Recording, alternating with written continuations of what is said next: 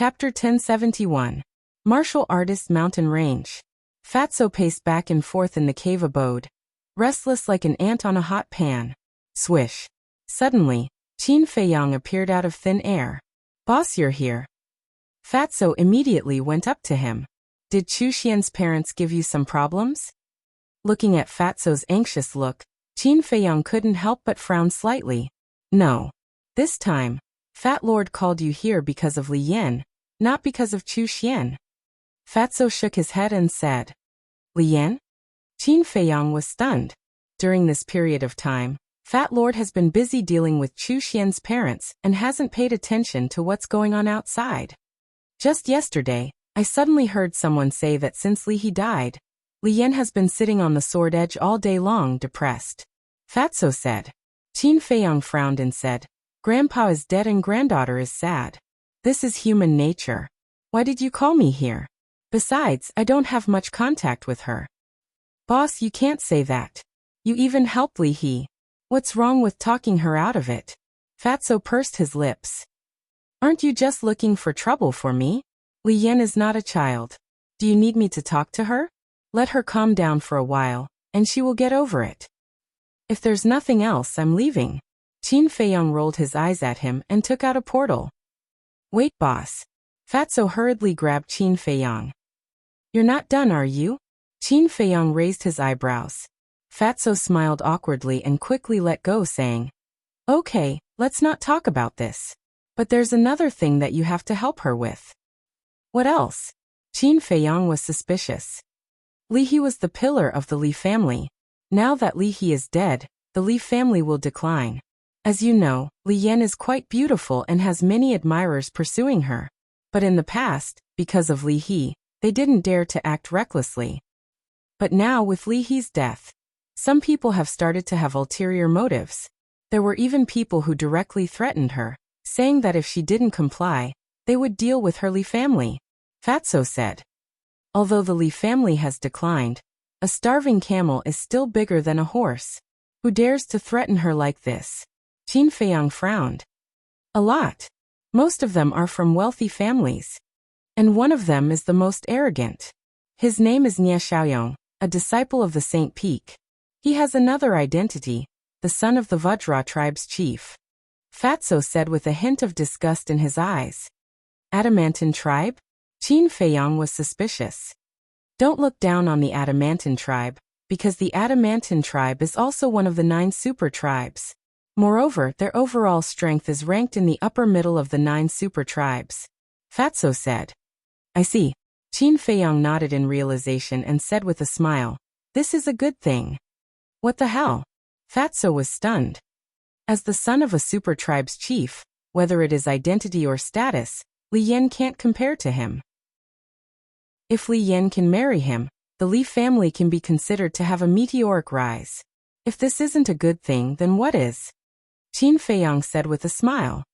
Boss, how can you be like this? Where did your righteous heart go? Are you still the boss that I know? Could it be that someone else is impersonating you?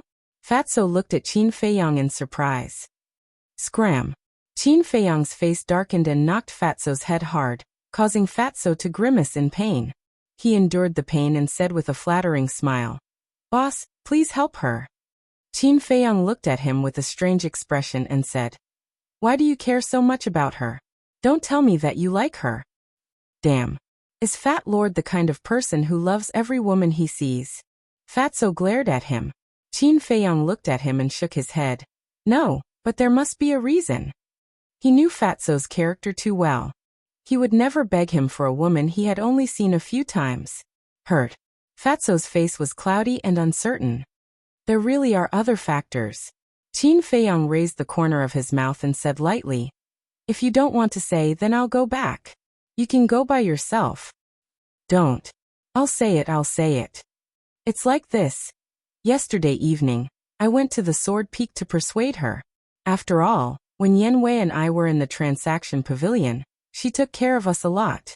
When I arrived at the Sword Peak, I happened to see Nie Xiaoyong threatening her. I couldn't stand it, so I went to reason with him. In the end, Fatso couldn't continue. His face was full of embarrassment. In the end? Qin Feiyang was curious. This, that, the fatty stammered.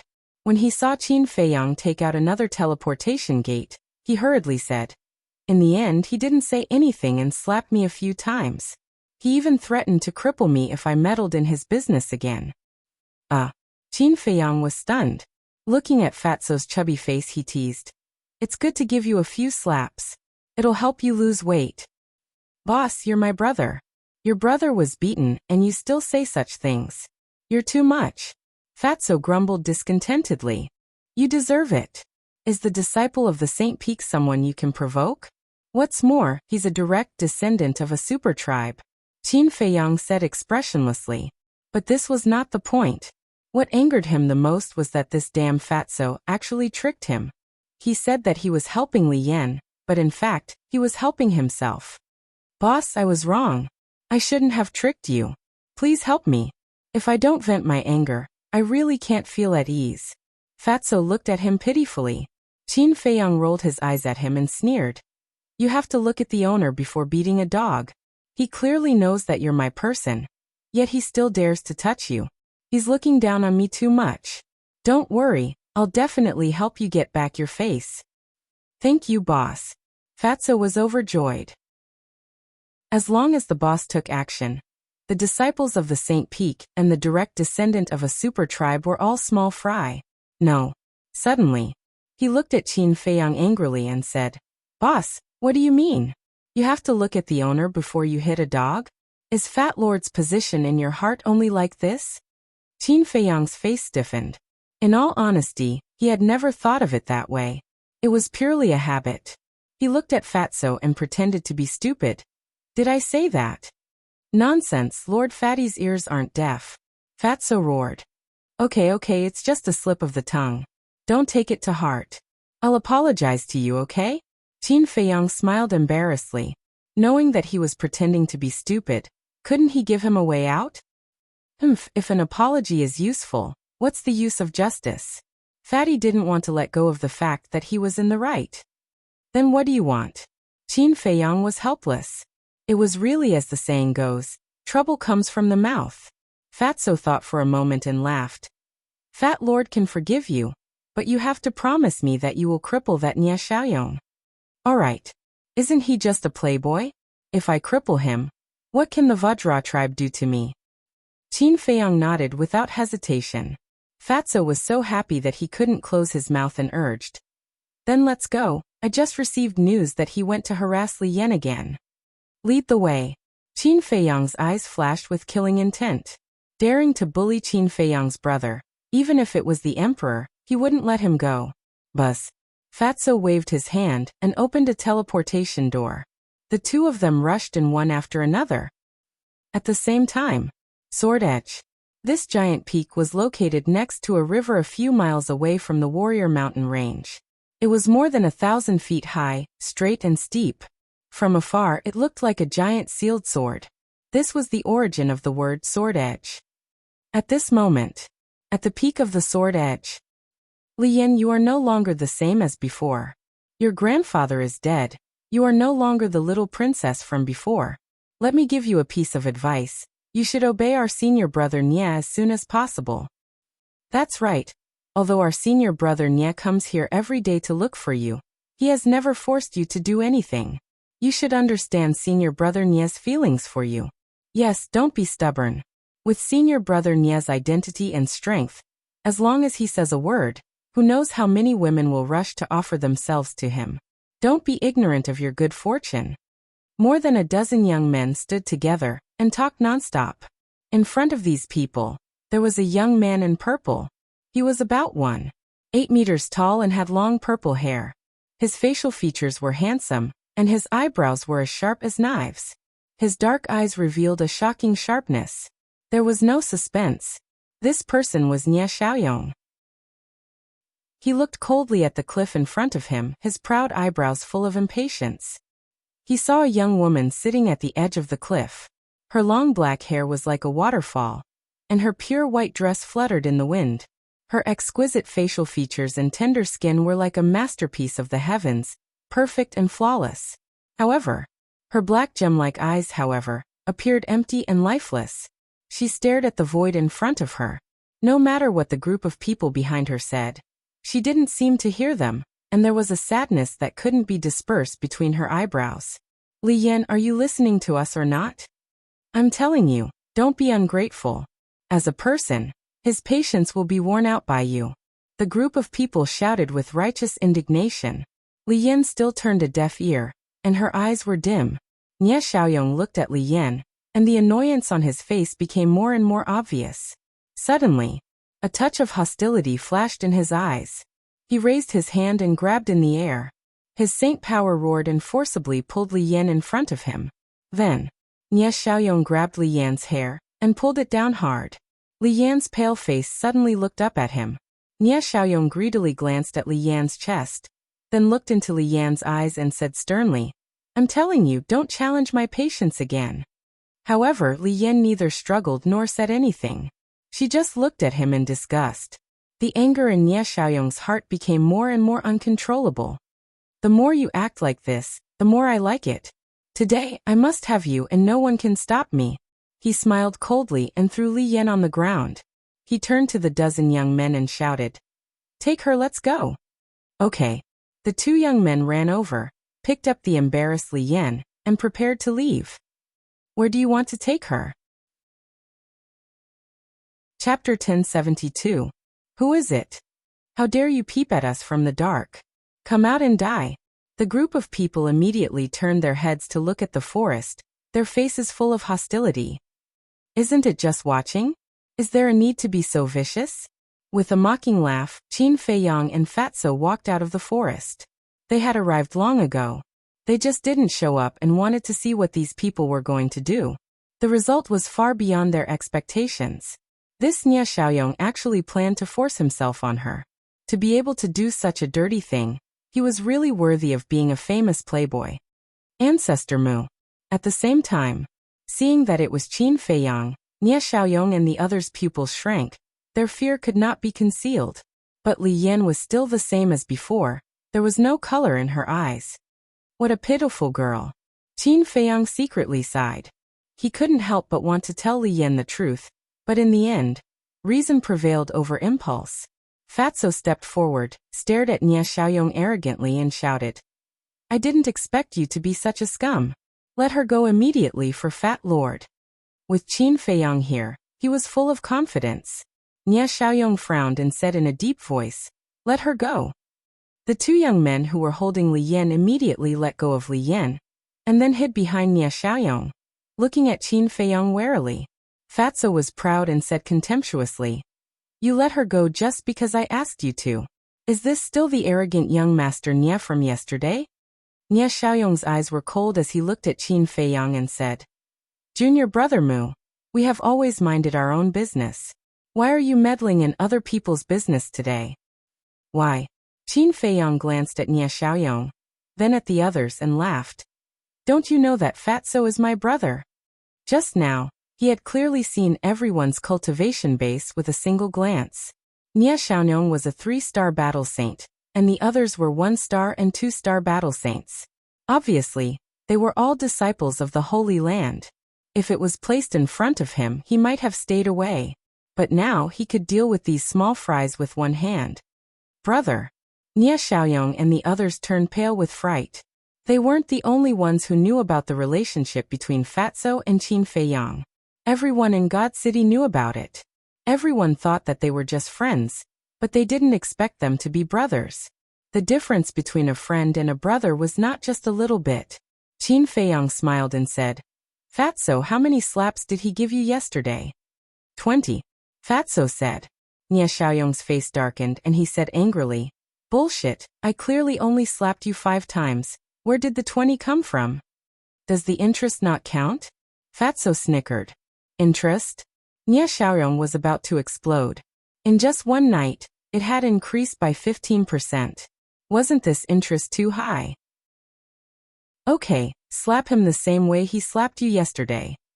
Qin Feiyang said and pointed to the dozen people next to Nie Xiaoyong, and said lightly, And them, each of them will be slapped 20 times. What? The dozen people's faces turned green on the spot. A young man in green shouted, Junior brother Mu, most of us weren't here yesterday, why are you slapping us too? 40. Qin Feiyang said expressionlessly. The young man in green was furious and wanted to speak again.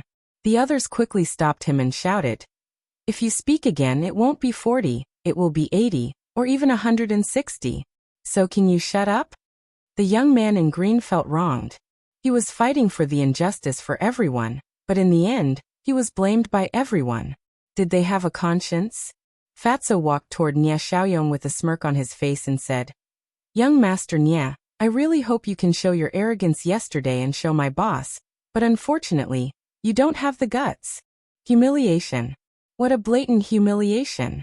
Nia Xiaoyong clenched his hands and looked at Qin Feiyang saying, "You'd better think it through." Slap. Qin Feiyang said.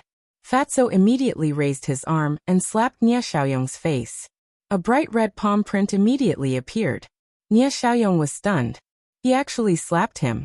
He shouted in exasperation, "Ancestor Mu, my big brother is one of the 3 kings of the Saint Peak. If you dare to touch me, even if you are the direct disciple of the chief tower master, you won't have a good ending." One of the 3 kings of the Saint Peak? Qin Feiyang was stunned.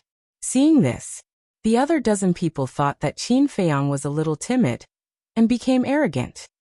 That's right. Senior brother Nia's big brother is called Niezhan.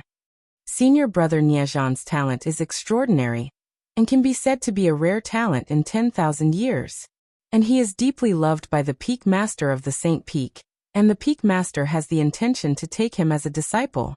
His future is limitless. And senior brother Niezhan usually loves senior brother Nia the most, so you'd better restrain yourself.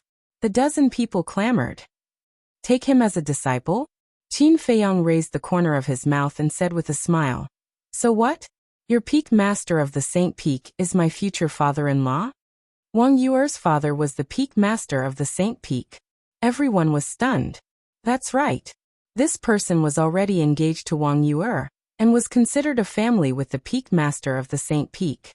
Even if they made a big fuss, the Peak Master of the Saint Peak would definitely help his own family.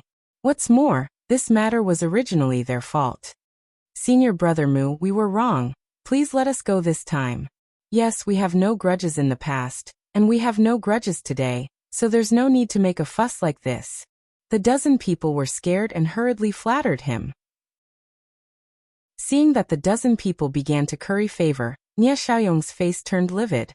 Continue to slap them. Qin Feiyang ignored those people. They were all clowns and were not pleasing to his eyes. Fatso chuckled and raised his hand to slap them again. Hey, isn't that Ancestor Mu? Nia Xiaoyong is here too. What are they doing? A few disciples passed by in the air, and when they noticed Qin Feiyang and the others, they immediately stopped and looked down at them. Slap. It was also at this moment. Fatso slapped Nia Xiaoyong's face again, and a trace of blood flowed from the corner of his mouth. What? He actually slapped Nia Xiaoyong. The disciples in the air were stunned. One of them was refreshed and hurriedly said, "Hurry up and inform everyone that Ancestor Mu and Nia Xiaoyong are fighting. There's a good show to watch."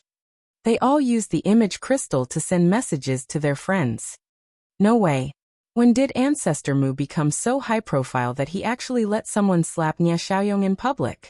The news spread from 1 to 10, from 10 to 100, and very quickly it spread throughout the main pagoda. Those who received the news were all shocked without exception. Continue to be arrogant. Fatso was overjoyed now. The humiliation he suffered yesterday was finally washed away. However, facing this scene, Li Yan did not react at all. She turned around and walked to the edge of the cliff, continuing to be in a daze. Qin Feiyang looked at her back and couldn't help but frown. Enough.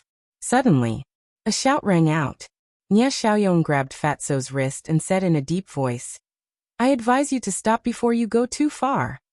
Fatso turned to look at Qin Feiyang and said, "Boss, he's threatening me again." Qin Feiyang looked at Nia Xiaoyong.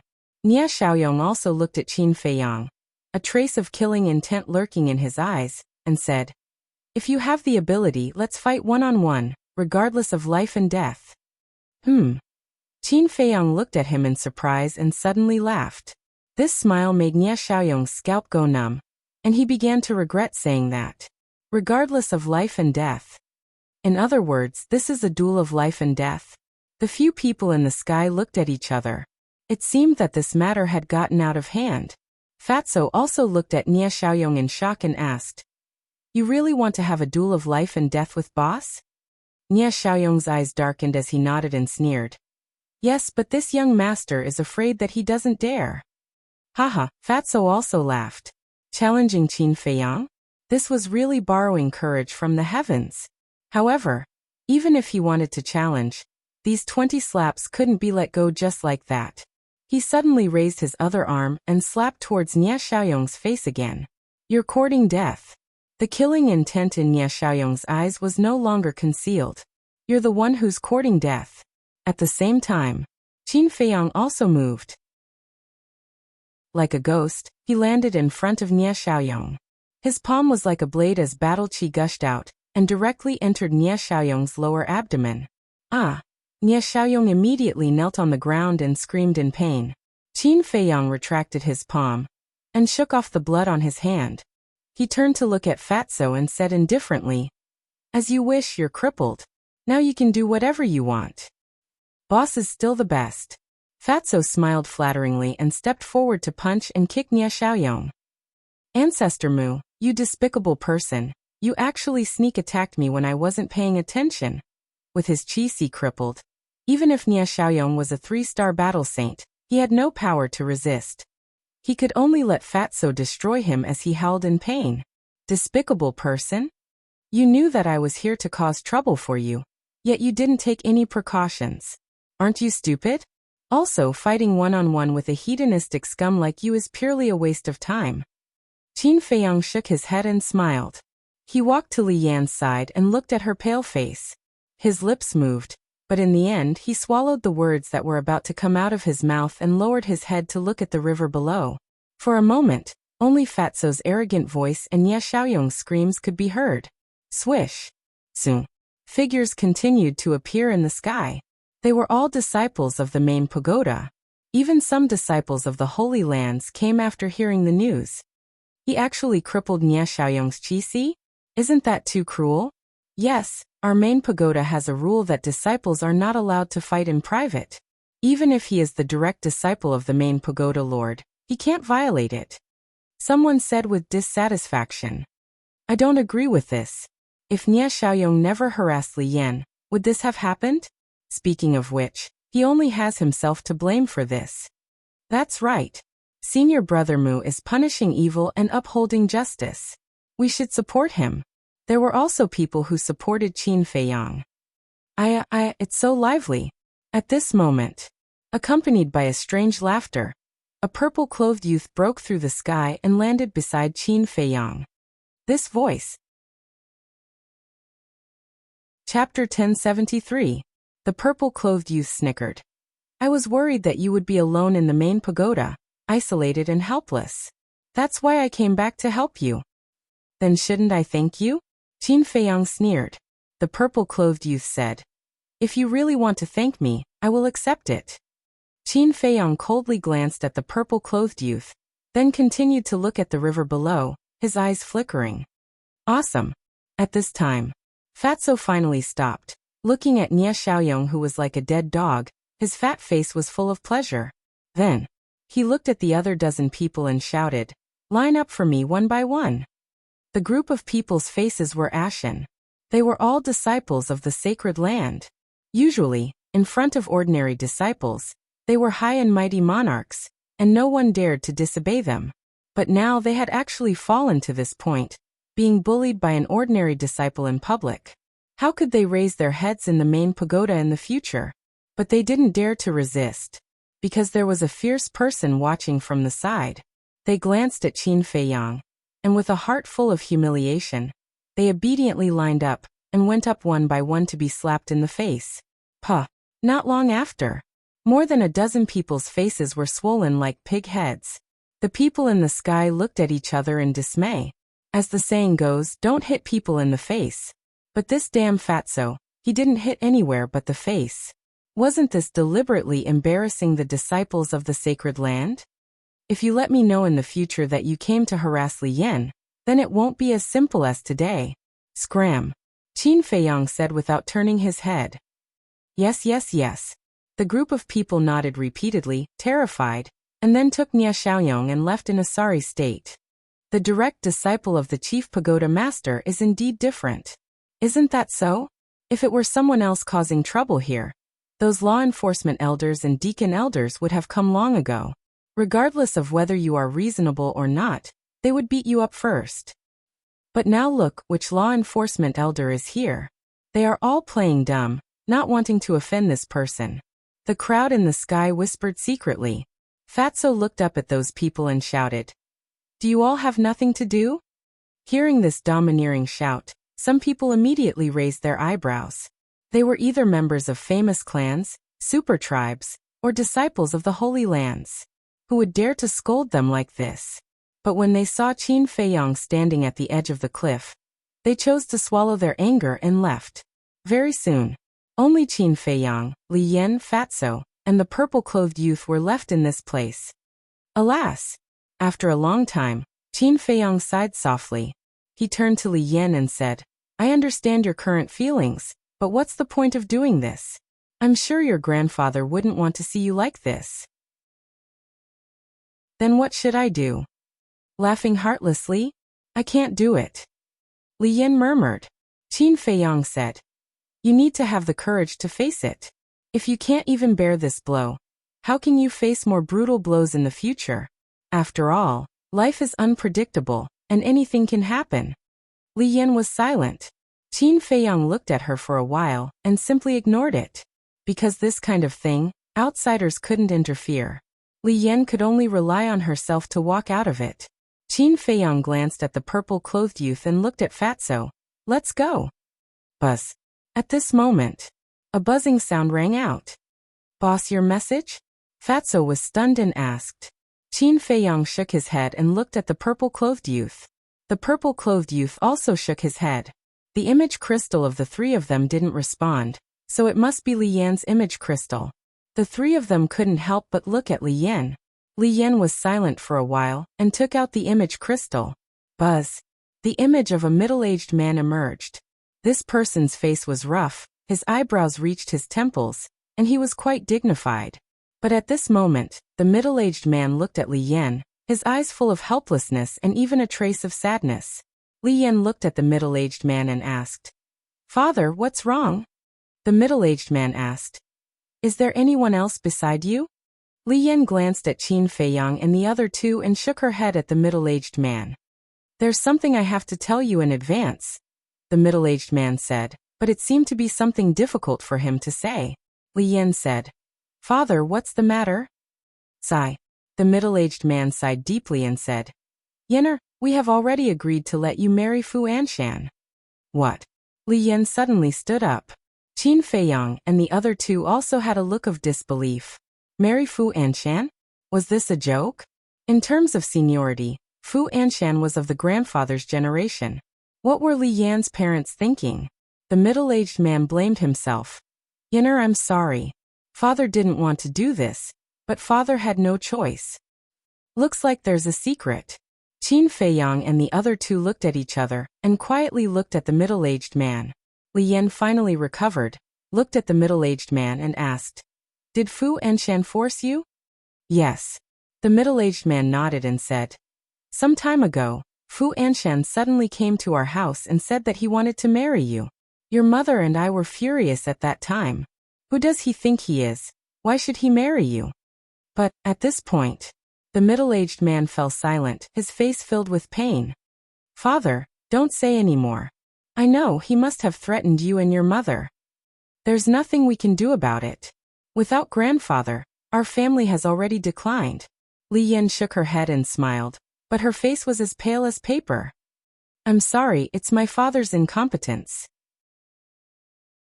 Originally, your mother and I didn't agree to it even if we were beaten to death, but the elders in our clan chose to give up on you for the future of the Li family.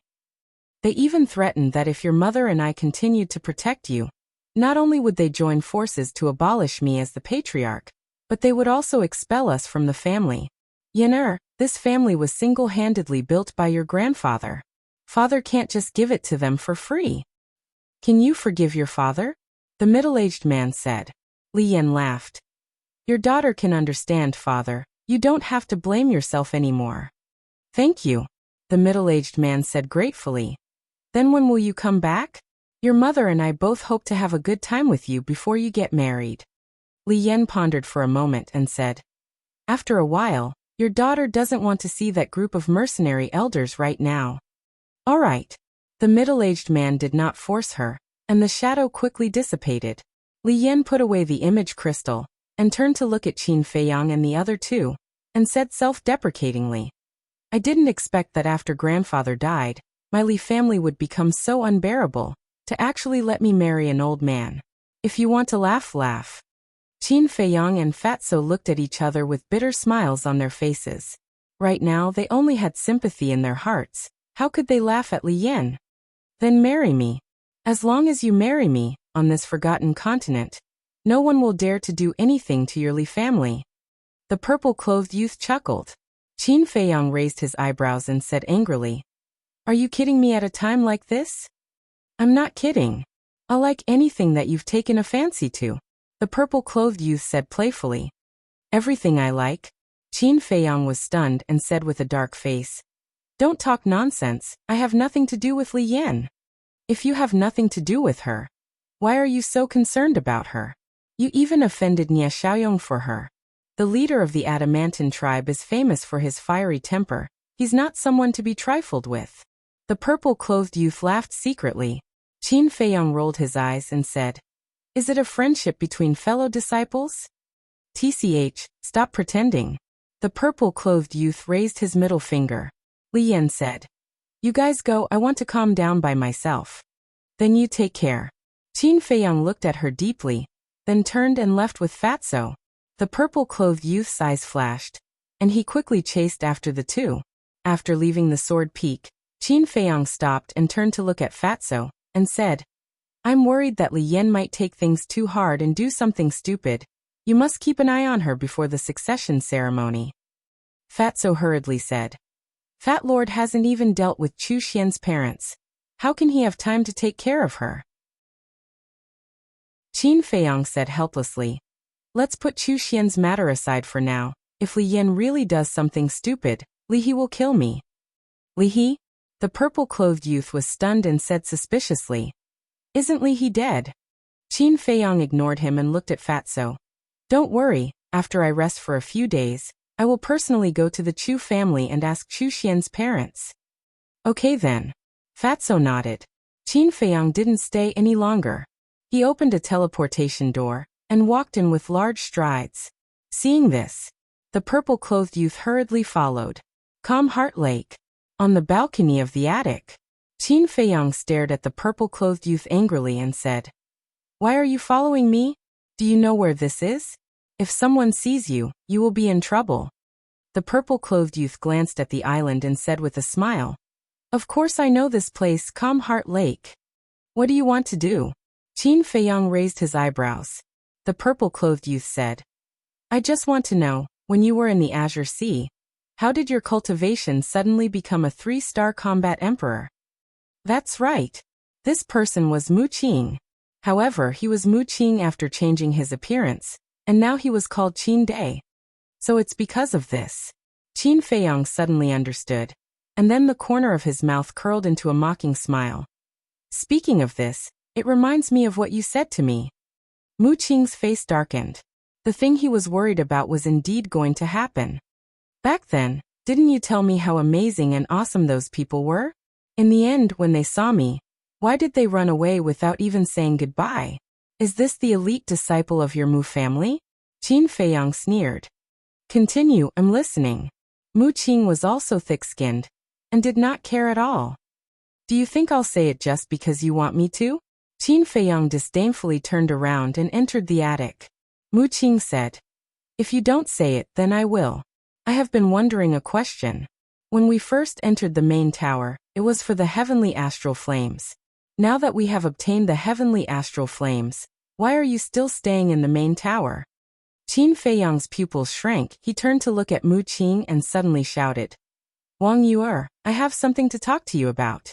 Come over here. You win. Mu Qing's face changed, and he immediately opened the portal. If I wasn't afraid of your Mu family's strength, I would have already crippled you. Qin Feiyang snorted from his nose. Mu Qing's body stiffened, and he sneered. Then let's wait and see. Let's see who will cripple who in the end. After saying that, he stepped into the portal without looking back. Then let's wait and see. Chapter 1074. What's the matter? Whoosh. Wang Yu'er flew over and landed in the courtyard, looking at Qin Feiyang suspiciously. Qin Feiyang looked at her in shock. He had thought that with Wang Yu'er's character, she wouldn't come, but she did. This was awkward. What's the matter? Tell me. Wang Yu'er urged impatiently.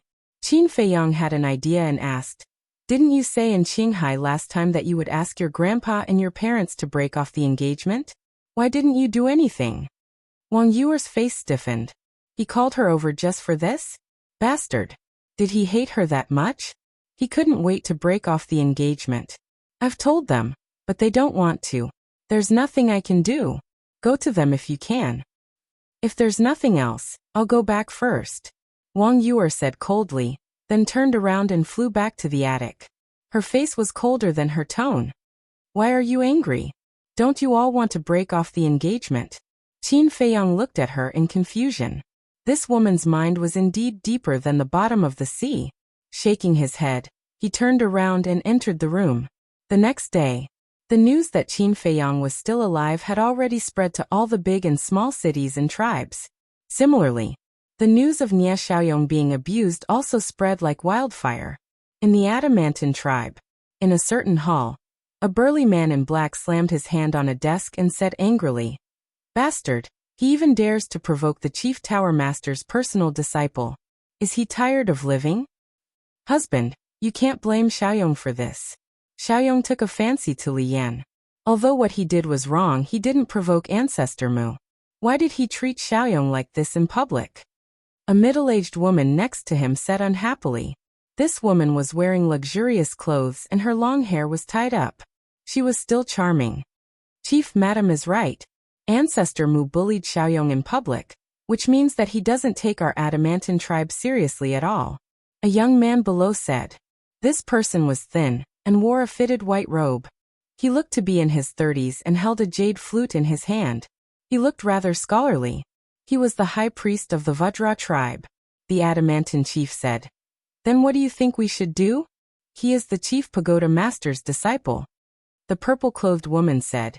Even if he is the chief pagoda master's disciple, he still has to be reasonable. That's right. In that kind of situation, you could have just asked Xiaoyong to apologize. Why did you have to do that? He even crippled Xiaoyong's qi. He's simply taking advantage of his position to bully others. The high priest said. The two of them echoed each other, thoroughly arousing the fury in the Vajra tribe's chief's heart. He nodded and said, All right, I'll go look for Chief Tower Master to reason with him. After the chief of the Adamantine tribe left, the high priest shook his head and laughed. Our chief's temper is really fiery. If he didn't do that, would we have a chance? The purple-clothed woman smiled and snuggled into the high priest's embrace. That's true.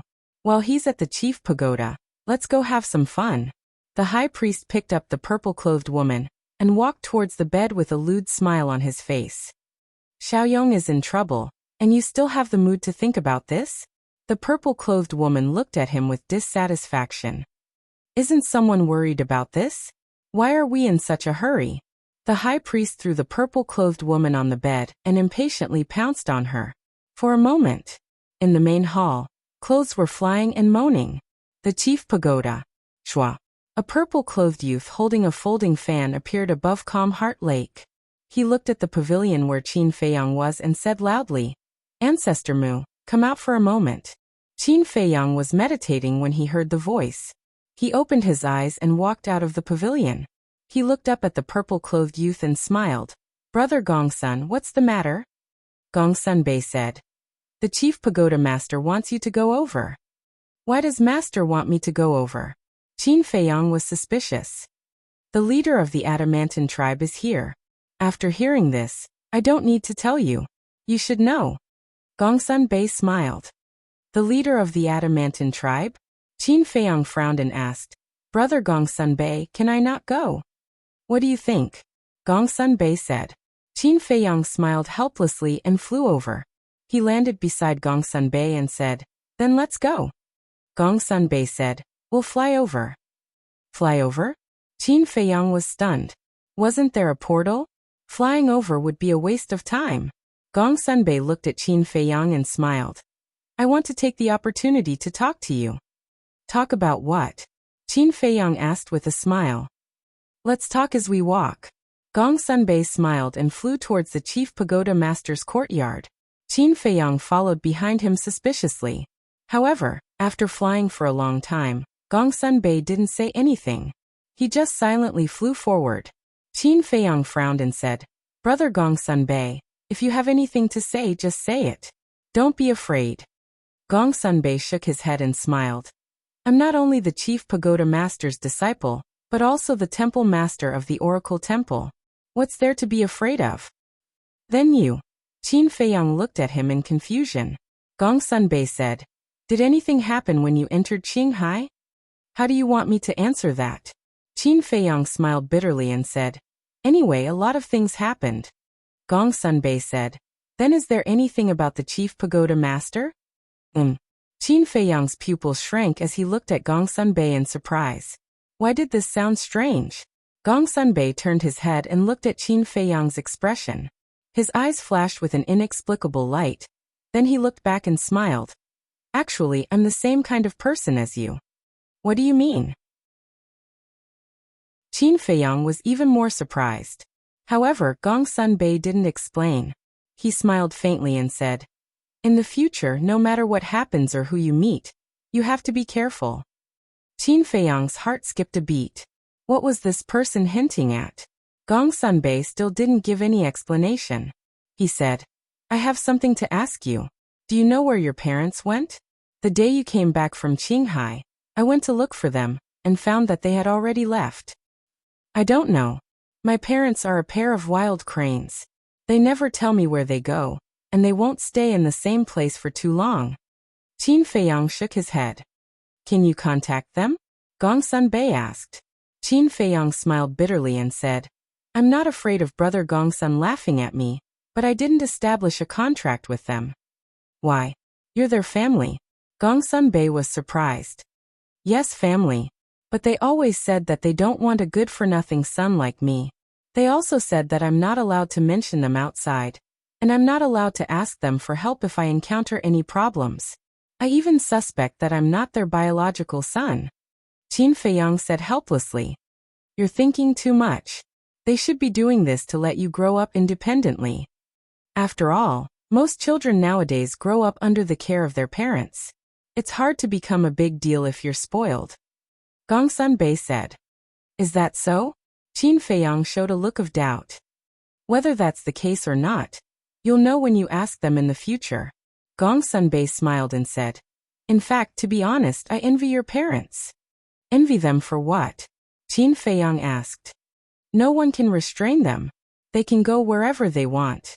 It's easy and carefree. Gongsun Bei smiled with a trace of yearning in his eyes.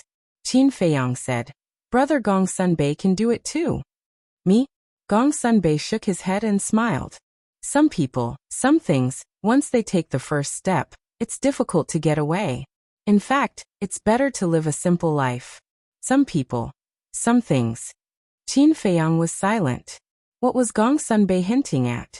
What kind of secret was he hiding in his heart? Gongsun Bei had always given him the impression that he was a strong, smart, and capable person. But now he suddenly realized that there was another side to Gongsun Bei besides these things on the surface. Melancholy. Desire. Qin Feiyang said, Brother Gongsun Bei, I have a question that I've always wanted to ask you, but I don't know if I should ask. We're all on the same side. What's there to worry about? Just ask. Gongsun Bei said, You're also Master's disciple, but why have I never heard you call him Master? You always call him Lord? Qin Feiyang wondered. Haven't I already finished my apprenticeship? If I still call him master, others will gossip behind his back. Gong Sunbei smiled. Is that so? Qin Feiyang was doubtful. Although Gong Sunbei had finished his apprenticeship, he was still a disciple of the Chief Tower Master. Besides, with Gong Sunbei's strength and status in the Chief Tower, who dared to gossip behind his back? However, Gong Sunbei did not continue to discuss this topic. He smiled and said, "Tell me what happened in Qinghai. I'm very interested." Okay. Qin Feiyang nodded and told him one by one. But what he said was what young Master Hao and Wang Yu also knew. As for the other things, he chose to hide them. Unknowingly, the Chief Tower Master's courtyard came into their sight. Gong Sunbei looked at the courtyard from afar and said with a smile, "Listening to what you said, this trip to Qinghai was quite exciting. But you should be hiding a lot of things." Qin Feiyang's eyes trembled. "Don't worry. This is your private matter. I won't interfere. But you have to remember that there are some things that you must remember not to talk about. You must rot in your stomach." Gong Sunbei stopped and turned to look at Qin Feiyang. The smile on his face disappeared, and he looked very serious. Qin Feiyang's eyes narrowed, and he nodded and said, "Understood. Then let's go." Gong Sunbei smiled and waved his hand. He landed in front of the courtyard with Qin Feiyang and said respectfully, "My lord, I've brought Ancestor Mu." "Greetings, Master." Qin Feiyang also bowed. The Chief Tower Master was sitting in the pavilion. There was a pot of tea and 2 teacups on the stone table. Opposite the Chief Tower Master sat a burly man. It was the chief of the Adamantine tribe. "Come in," Chief Pagoda Master said with a smile as he looked at Qin Feiyang. "Yes." Chapter 1075. After entering the pavilion, Gong Sunbei stood respectfully behind the Chief Pagoda Master and remained silent. Qin Feiyang stood in front of the Chief Pagoda Master and bowed. "May I ask why Master called this disciple here?" The Chief Pagoda Master pointed at the Adamantine tribe's leader and smiled. "This is the leader of the Adamantine tribe." Qin Feiyang pretended to be surprised and looked at the Adamantine tribe's leader. He cupped his hands and said, "Greetings, Senior." The Adamantine tribe's leader nodded expressionlessly. He seemed to be very dissatisfied with Qin Feiyang. As the saying goes, like father, like son. Nie Xiaoyong was a beast in human clothing. Presumably, this Adamantine tribe's leader was also not a good person. Qin Feiyang was too lazy to pay attention to such a person. He turned his head and looked suspiciously at the Chief Pagoda Master. The Chief Pagoda Master said, "This time the Adamantine tribe's leader came for Nie Xiaoyong." Qin Feiyang's expression changed slightly. He hurriedly said, "Master, please listen to this disciple's explanation. Don't be nervous. I have already asked Gong Sunbei to investigate, so I know the general situation. Although this matter was Nie Xiaoyong's fault, you shouldn't humiliate him in public. So I hope you can apologize to the Adamantine tribe's leader and let this matter be resolved." The Chief Pagoda Master smiled. "Apologize?" Qin Feiyang frowned. The Chief Pagoda Master said, "You don't even listen to your master's words? This disciple doesn't dare." Qin Feiyang hurriedly shook his head, then turned to the Adamantine tribe's leader, and was about to speak. But at this moment, the Adamantine tribe's leader coldly snorted. "Apologizing is already letting you off easy." Hearing this, Gong Sunbei, who was standing behind the Chief Pagoda Master, raised his eyebrows slightly. He seemed a little uncomfortable. Qin Feiyang was also unhappy. He bowed his head and apologized purely because of the Chief Pagoda Master's order. He didn't expect the Adamantine tribe's leader to take advantage of him. He decisively took back the words on the tip of his tongue and turned to the Chief Pagoda Master. "Master, this disciple didn't do anything wrong. Why should I apologize to him?" The Adamantine tribe's leader's face was filled with anger.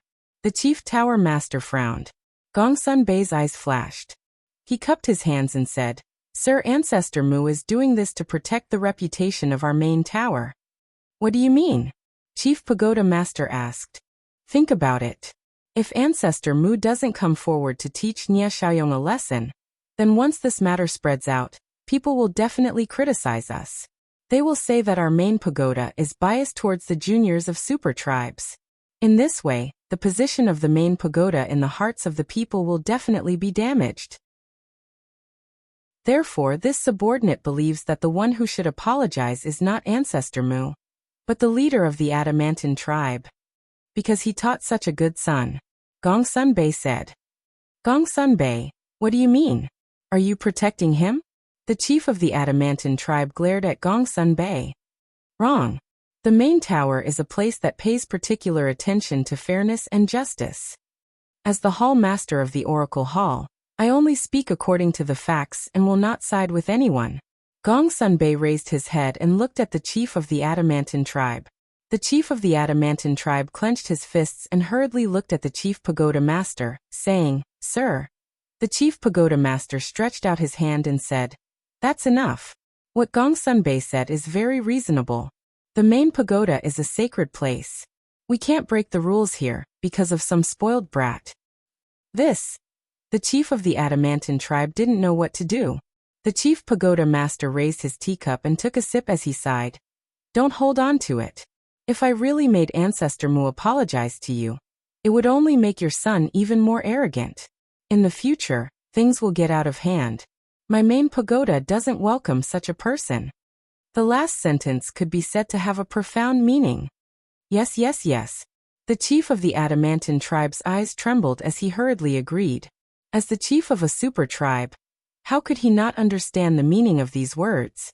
If Nye Xiaoyong didn't restrain himself, he would most likely be kicked out of the main pagoda. This was something that no super tribe wanted to happen. Because once a member of a tribe was kicked out of the main pagoda, not only would their reputation be damaged, but their status would also drop. Most importantly, the chief pagoda master was angry. The chief pagoda master was the ruler of the Forgotten Continent. If he was angered, the consequences would be unimaginable. Seeing that the chief of the adamantine tribe was so tactful, the chief pagoda master smiled and said, Discipline him well. Otherwise, sooner or later, he'll cause a huge disaster. Yes. The chief of the adamantine tribe nodded and stood up. I was too reckless this time. I hope sir can forgive me. That's understandable. The chief pagoda master smiled. Then I'll take my leave first. The chief of the adamantine tribe let out a sigh of relief and cupped his hands. Good. The chief pagoda master nodded. Qin Feiyang looked at the chief of the adamantine tribe and said indifferently, You want to leave already? You still haven't apologized to me. The chief of the adamantine tribe was about to explode in anger, but when he saw Gong Sunbei and the chief pagoda master, he immediately suppressed his anger and cupped his hands, saying, I'm sorry. It's my fault for not teaching my son properly and causing you trouble. Please forgive me. Qin Feiyang chuckled. That's more like it. Take care, I won't see you out. The chief of the adamantine tribe gloomily glanced at him, opened the portal, and walked in with a stomach full of anger. He originally wanted to settle accounts with Qin Feiyang, but in the end, he had to apologize to Qin Feiyang. What was going on? This trip was really frustrating. When the portal disappeared, Qin Feiyang looked at the chief pagoda master and complained, Master, why did you bother with such a person? I also didn't want to bother with him, but for better or worse, he's the chief of the adamantine tribe. I have to give him some face, right? But I didn't expect him to say such words when you were apologizing. He really doesn't know how to have self-respect. The chief pagoda master shook his head and smiled. Gong Sunbei coldly snorted. These people are just like that. Show them some face and they think they're awesome. They don't even know who they're in front of.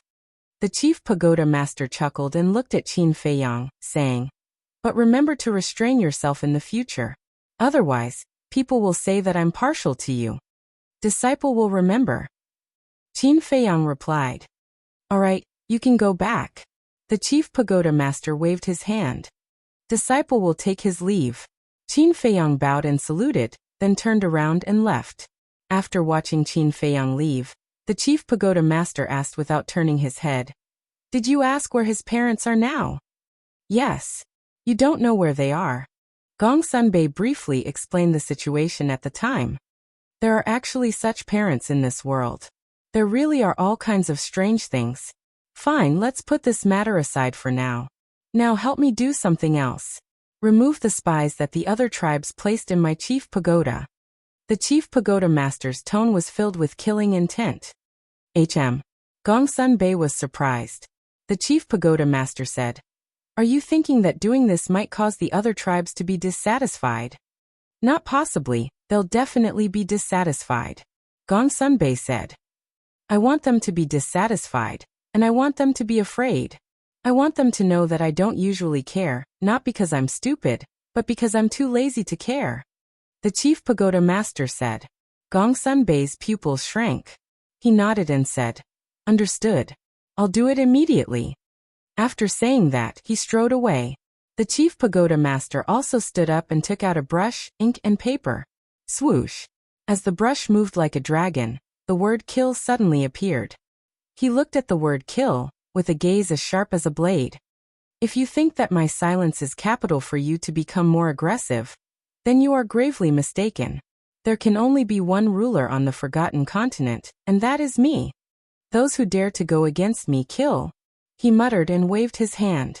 The paper with the word kill instantly turned to dust. Back to Qin Feiyang. After returning to the soothing lake, he sat beside the tea table and kept thinking about what Gongsun Bei said. He felt that Gongsun Bei seemed to know something. However, due to some reason, he didn't dare to say it out loud, so he used this method to hint at him. "What kind of person are you?" Qin Feiyang rubbed his head, got up, and walked to the balcony on the second floor.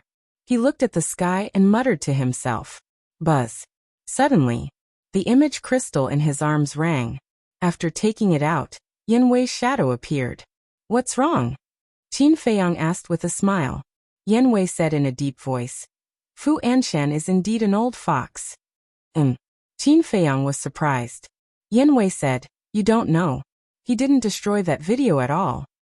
"What?" Qin Feiyang was shocked. Yan Wei said, "Before leaving for the Black Wind Mountain, he sent that video to another confidant." "Then why did he still do so many tricks in the Black Wind Mountain?" Qin Feiyang frowned. "I asked him. He said that if he didn't act like this, would the chief of the Divine Python tribe and the high priest believe him? He also wanted to make this show more realistic, so he hid it from me at that time." Yan Wei said, "Amazing. I really underestimated him." Qin Feiyang was amazed. Fu Anshan was able to climb to this height by no means by chance or luck. He was really smart. However, no matter how hard Fu Anshan tried, it was useless. Qin Feiyang asked with a smile, "Is he complacent now?" "Of course." He also said that compared to him, the chief of the Divine Python tribe is the difference between an idiot and a genius. Yan Wei nodded and said with a smile, "Then let him be happy first. The happier he is now, the harder he will cry in the future." Qin Feiyang smiled and asked, "Is there anything else?" Yan Wei said, "No, I just want to tell you about this." Qin Feiyang thought for a while and asked, "Has he gone to threaten the chief of the Divine Python tribe now?" "How would he dare now?" He is also worried that the chief of the Divine Python tribe will do something desperate. But after he becomes the deputy pavilion master, he will definitely continue to threaten him. Yan Wei said, "Okay, keep an eye on him. If there is anything, report to me immediately," Qin Feiyang said. "Okay," Yan Wei replied. Qin Feiyang turned off the image crystal, pondered for a while, and sent a message to Fatso. When Fatso's shadow appeared, Qin Feiyang asked, "Has Li Yan calmed down?" "How can she calm down so quickly after encountering so many things in a row?" Fatso shook his head. "Then you have to keep an eye on her." "Where is Chu Xian's tribe?" Qin Feiyang asked. "Are we going now?" Fatso was surprised. "Yes." Qin Feiyang nodded. Fatso said, "When you see her parents, you have to be more polite. After all, they are Fat Lord's future mother-in-law. They haven't even started dating yet." "Mother-in-law, father-in-law." Qin Feiyang rolled his eyes and said impatiently, "Tell me quickly." Fatso said, "I heard from Chu Xian that her tribe is outside White Cloud City, but Fat Lord has never been there, so he doesn't know the exact location. He doesn't know the coordinates of White Cloud City either. Go and ask around." "Okay." Qin Feiyang put away the image crystal, thought for a while, and rose into the air. At this moment, young Master Hao returned from outside. He looked at Qin Feiyang and asked suspiciously, "Where are you going?" Qin Feiyang's eyes lit up and said, "You came back just in time. Do you know the coordinates of White Cloud City?" White Cloud City. Young Master Hao was stunned. He pondered for a moment and asked, "Is there a place called White Cloud City in the Central Divine Kingdom?" "Why would I be stupid enough to ask you?" Qin Feiyang slapped his forehead hard, his face full of anger. This guy had never left the Divine City before. How could he know about White Cloud City? Whoosh. He moved and flew toward Wang Yuer's courtyard. "Wait for me. Why are you asking about White Cloud City's coordinates? Is there anything interesting going on?" Chapter 1076. If you want to have fun, you should go to Longfeng House. It's useless to follow me. Qin Feiyang rolled his eyes at him. Young Master Hao chuckled. "I don't believe that you'll go to White Cloud City for no reason." Qin Feiyang was helpless. Swoosh. He landed in Wang Yuer's courtyard and smiled. "Wang Yuer, can you come out for a while?" "What do you want?" Wang Yuer's angry shout came from the pavilion. "That." Qin Feiyang smiled embarrassedly and said, "I really have something to talk to you about this time." Bam. The door was kicked open, and Wang Yuer walked out angrily. She stared at Qin Feiyang and said, "You better have something to talk to me about." Young Master Hao glanced at Wang Yuer and whispered to Qin Feiyang, "Look at her anger. Did you offend her again?" Qin Feiyang touched his nose and smiled at Wang Yuer.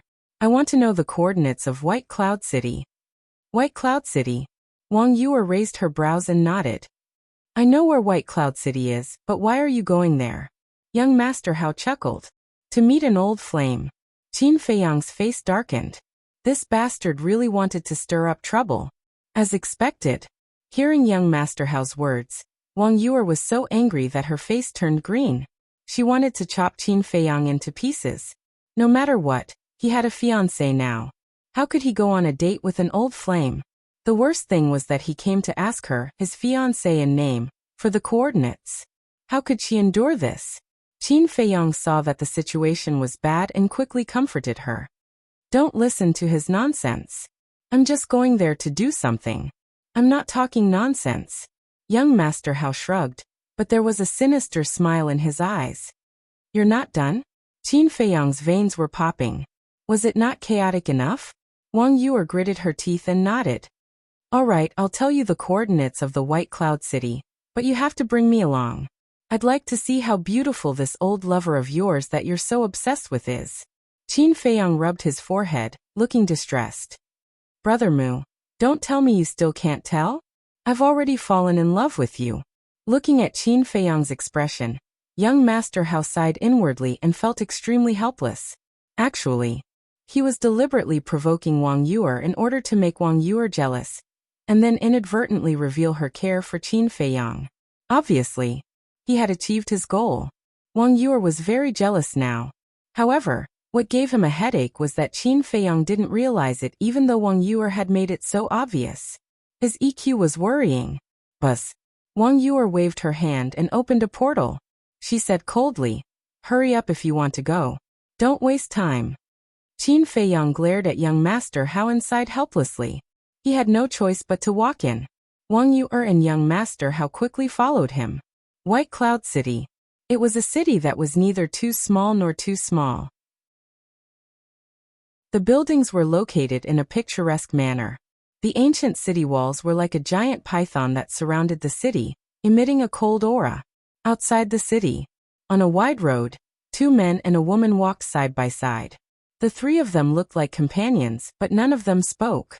The atmosphere was very unfriendly. It was Qin Feiyang and the other two.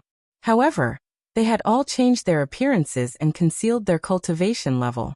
As the White Cloud City was not as remote as Qinghai City, and the three of them had extraordinary identities, they would be easily recognized and would definitely cause a commotion. Qin Feiyang had disguised himself as a muscular young man. He glanced at Wang Yuer, whose face was as cold as ice, and felt a throbbing pain in his head. "Well, I'd like to explain." After hesitating for a while, he finally decided to tell Wang Yuer the purpose of his trip to the White Cloud City, this time to prevent the misunderstanding from worsening. Who am I to you? Do you need to explain to me? However, before Qin Feiyang could speak, Wang Yuer said coldly, "All right, I'm too lazy to waste my breath." Qin Feiyang was also angry. Why was this woman so unreasonable? Sigh. Looking at the two of them arguing, young Master Hao shook his head helplessly. It seemed that he had helped them out of kindness this time. After a while, the three of them arrived at the city gate. In front of the city gate, there were 4 guards standing guard. Their cultivation levels were between 1-star and 2-star battle ancestors. Qin Feiyang cupped his hands and smiled. "Brothers, may I know how to get to the Chu family?" "Chu family?" The 4 of them looked at each other in confusion. One of them asked, "Which Chu family?" Qin Feiyang was stunned and asked suspiciously, "Are there many Chu families in the White Cloud City?" The guard smiled. "Brother, this is your first time in the White Cloud City, right?" Qin Feiyang nodded. "No wonder you don't know. There are a total of 2 Chu families in the White Cloud City. There is one in the city, which is a wealthy family. There is another outside the city, which is a tribe called the Heavenly Spiral Tribe." The guard said. "So that's the case." Qin Feiyang came to a realization and said with a smile, "I want to ask about the Heavenly Spiral Tribe." The Heavenly Spiral Tribe is in the east of the city, which is more than 200 miles away from the White Cloud City. However, forgive me for asking, why are you going to the Heavenly Spiral Tribe? The guard asked. Qin Feiyang said, "There are some things I need to settle." The guard nodded and said, "Then you must be careful. The Heavenly Spiral Tribe is not a friendly place." "Not a friendly place?" Qin Feiyang was stunned and asked, "Brother, what do you mean?" The guard said with disgust, "The Heavenly Spiral Tribe is a super tribe in our area. They are usually arrogant, self-righteous, and look down on others. In short, no one likes them in the White Cloud City." "It can't be." Qin Feiyang was stunned for a moment. He didn't expect the Heavenly Spiral Tribe to have such a bad reputation. "I'm not lying to you. In our White Cloud City, the Heavenly Spiral Tribe is famous for being overbearing. Some of the disciples in the tribe often bully men and women in the White Cloud City." The guard said.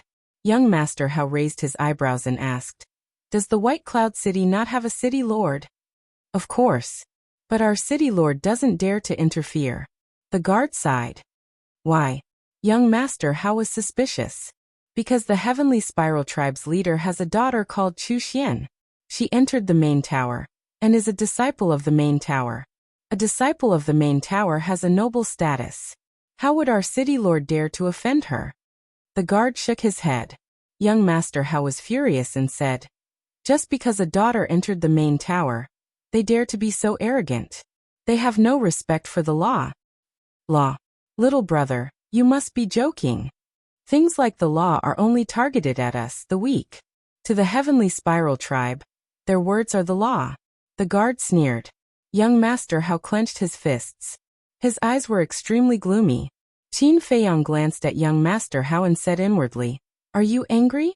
This is the way of the world. Even though the Forgotten Continent is under your father's control, the heavens are high and the Emperor is far away. Who would really listen to him?" Sigh. Young Master Hao sighed deeply. The more he was involved in the world, the more he felt that this world was strange. It was completely different from what he imagined.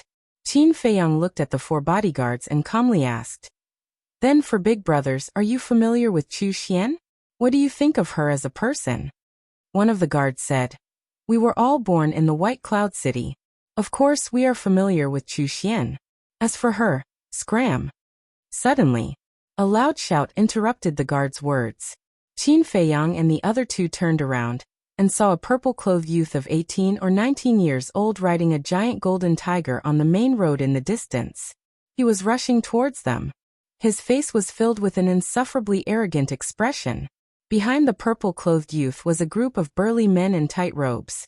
They were also riding giant black tigers. They looked ferocious and aggressive. "Oh no, they're here again." The 4 guards' expressions changed. Qin Feiyang looked at the 4 guards and frowned. "Who are they?" That purple-clothed youth is called Chu Outyin. He's the son of the Heavenly Spiral Tribe's leader. This person is extremely arrogant because of the faction behind him. He doesn't take anyone seriously. He even dared to scold our city lord. The 4 guards said. Qin Feiyang raised his brows. The son of the Heavenly Spiral Tribe's leader. Wouldn't that make him Chu Xian's younger brother? In that case, he would be Fatso's brother-in-law in the future. Suddenly, a scream was heard. Qin Feiyang turned around and saw a passerby who did not dodge in time, and was sent flying by the giant golden tiger under Chu Outyin. He spat out blood. Stop. Chu Outyin looked at the passerby and shouted at the giant golden tiger under him. Roar. The giant golden tiger let out a roar and immediately came to a halt. Seeing this, Qin Feiyang thought that Chu Outyin was going to apologize to the passerby. However, what he did not expect was that Chu Outyin did not apologize. Instead, he looked down at the passerby and shouted, "How dare you block my way?" The passerby's eyes trembled. He did not care about the injuries on his body and hurriedly knelt on the ground and begged, "Young Master Outyin, I was wrong. Please spare my life." Do you think you can settle this with just, "I was wrong"? Don't you know who this young master is? Kill him for this young master. Chu Outyin smiled contemptuously. As he snorted, a burly man behind him raised his hand and pointed in the air. A battle chi broke through the air and swept toward the passerby's forehead. He's trying to kill him? Qin Feiyang was stunned. Wasn't this person being too unreasonable? In the next moment, a cold light flashed in his eyes. He took a step forward and stood in front of the passerby. He raised his head and waved his hand gently. The battle chi that broke through the air disintegrated. Chu Outyin looked at Qin Feiyang in surprise. The group of burly men behind him also revealed astonishment in their eyes. How dare he come out and meddle in their business? Was he stupid? The 4 guards also changed their expressions and hurriedly sent a voice transmission to young Master Hao and Wang Yuer. You two, quickly call your companions back. You can't afford to offend Chu Outyin. He will bring you a disaster. Can't afford to offend him.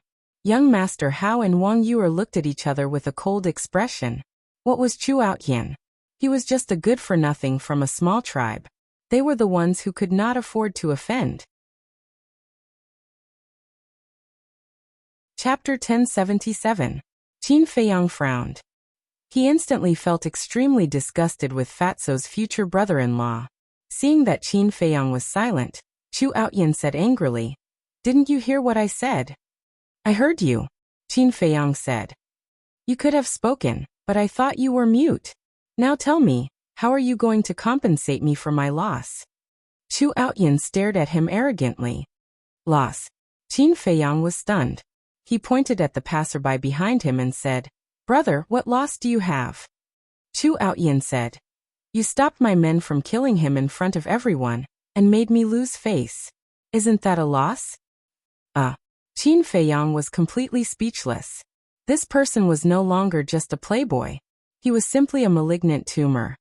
Everyone saw it. You were the one who drove your mount around and injured others. Now you want me to compensate you for your loss. Can you be more shameless? Qin Feiyang said. Chu Outyan's face turned cold.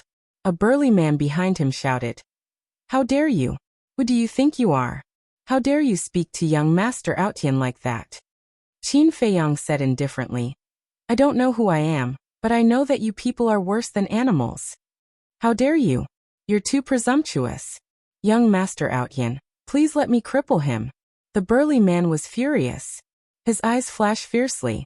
Chu Outyan smiled mockingly and nodded. "Okay, go cripple him, but don't kill him. I want to keep him alive and torture him." "Understood." The burly man smiled sinisterly. He rode his black tiger and walked toward Qin Feiyang step by step. "It's over. That kid is dead. Yes, no one who dares to go against Chu Outyan will live to see the sun tomorrow." More and more people gathered around. When they saw this scene, they could not help but whisper. Not only did these discussions enter Qin Feiyang's ears, they also entered the ears of Chu Outyan and the others. The group of people couldn't help but laugh proudly. But at the same time, Qin Feiyang's smile was even brighter than theirs. He looked at Chu Outyan and said, Let me give you a piece of advice. It's best if your lackeys don't do anything. Chu Aotian's cultivation was unbearable to look at. He was merely a one-star combat emperor. As for the group of big men, their strength was not bad. They were all 9-star war sects, but that was only limited to the White Cloud City. In his eyes, they were inferior to ants. Ioyo, you're acting so awesome now? You almost scared this young master to death. Chu Outyin patted his chest and said with a strange smile in a timid voice. Haha. Those burly men also laughed wantonly. Qin Feiyang's gaze swept over the group of people, and his eyes suddenly turned cold.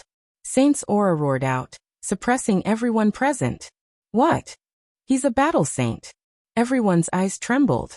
This, Chu Outyin was also dumbfounded. The group of burly men was also dumbfounded. How dare a small and insignificant tribe be so arrogant? Who gave you the courage? Qin Feiyang's killing intent was aroused. He took a step forward and landed in front of the burly man who was walking towards him. He raised his hand and slapped him. Crack. Ah. Accompanied by a shrill scream. The burly man's head was crushed on the spot. Blood splattered across the sky. Chu Outyin's face immediately turned pale. I really don't know how a person like you can live until today. Qin Feiyang took another step forward and landed in the middle of the group of burly men behind Chu Outyin. He raised his hand and slapped down. One by one, the burly men died tragically. Moreover, their heads were all crushed, and their blood dyed the ground red. In less than 5 breaths, all the burly men were killed. Qin Feiyang flickered and landed in front of Chu Outyin. He saw that Chu Outyin's face was completely pale. His eyes were filled with fear, as if he was looking at a devil. He was very arrogant. However, he had bullied those who were afraid of the Heavenly Spiral tribe. Now the person in front of him was obviously not afraid of the Heavenly Spiral tribe. He finally realized that he had hit a wall this time. Qin Feiyang looked at him, shook his head and sighed. Life is so beautiful. Why don't you cherish it? Long Outyin stammered. He was so scared that he couldn't even speak. His previous awe-inspiring aura had long disappeared. He was like a desperate dog. Everyone thought that Qin Feiyang would kill Chu Outyin, especially young Master Hao and Wang Yuer. With regards to Qin Feiyang, they could be considered to have a very good understanding of him now. What he hated the most was this kind of profligate son who relied on his power to bully others. Moreover, Qin Feiyang didn't even take the direct descendants of the major tribes seriously, let alone the young master of a small tribe. Nie Xiaoyong was the best example. However, the result was far beyond their expectations. Qin Feiyang actually withdrew his saint aura and said indifferently, Go. I hope this lesson will make you understand something. Chu Aotian looked at him in horror. He immediately rode the huge golden tiger and fled in a sorry state. Young Master Hao walked forward and said suspiciously, Brother Mu, what's wrong with you today? Why did you let him go? I can't help it. Qin Feiyang shook his head helplessly. He had to do this for Fatso's happiness.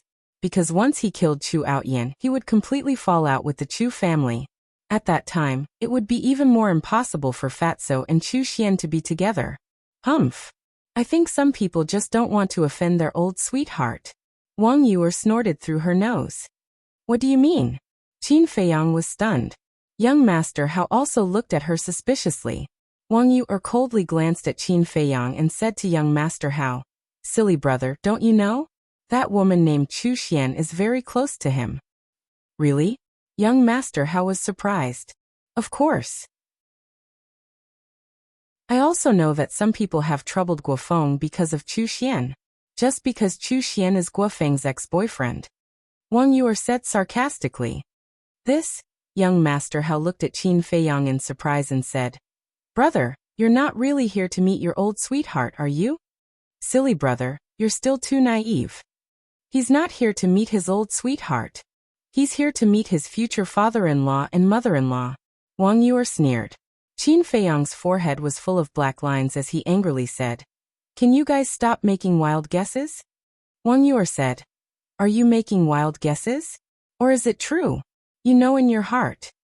It's over. The vinegar jar is completely overturned. Young Master Hao muttered secretly. Qin Feiyang rubbed his forehead and felt that his head was about to explode. All of a sudden, he seemed to have thought of something and looked at Wang Yuer strangely. What? Wang Yuer raised her eyebrows. Qin Feiyang said, "That's not right. How do you know about Chu Xian and me so clearly? Are you investigating me behind my back?" Wang Yuer immediately became unnatural and shouted angrily. "Who do you think you are? Do you think I'll investigate you? Don't be narcissistic." Investigate. Young Master Hao looked at Wang Yuer in a daze and suddenly pursed his lips with a trace of playfulness. She was secretly investigating Qin Feiyang. It seemed that this sister of his was quite attentive. It also proved that his sister really fell in love with him, but she was too headstrong and didn't want to admit it. "You three go quickly."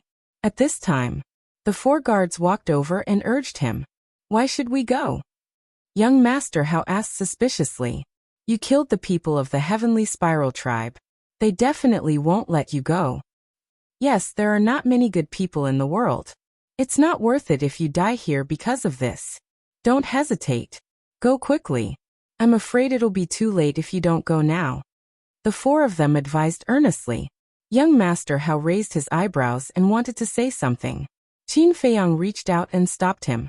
He looked at the 4 guards and said with a smile, "We'll leave immediately. But you 4 haven't told me what kind of person Chu Xian is." "We don't know about the current Chu Xian, but the Chu Xian in the past was not a simple character." One of the guards said. "What do you mean?" Qin Feiyang was curious. "I'll tell you a real example.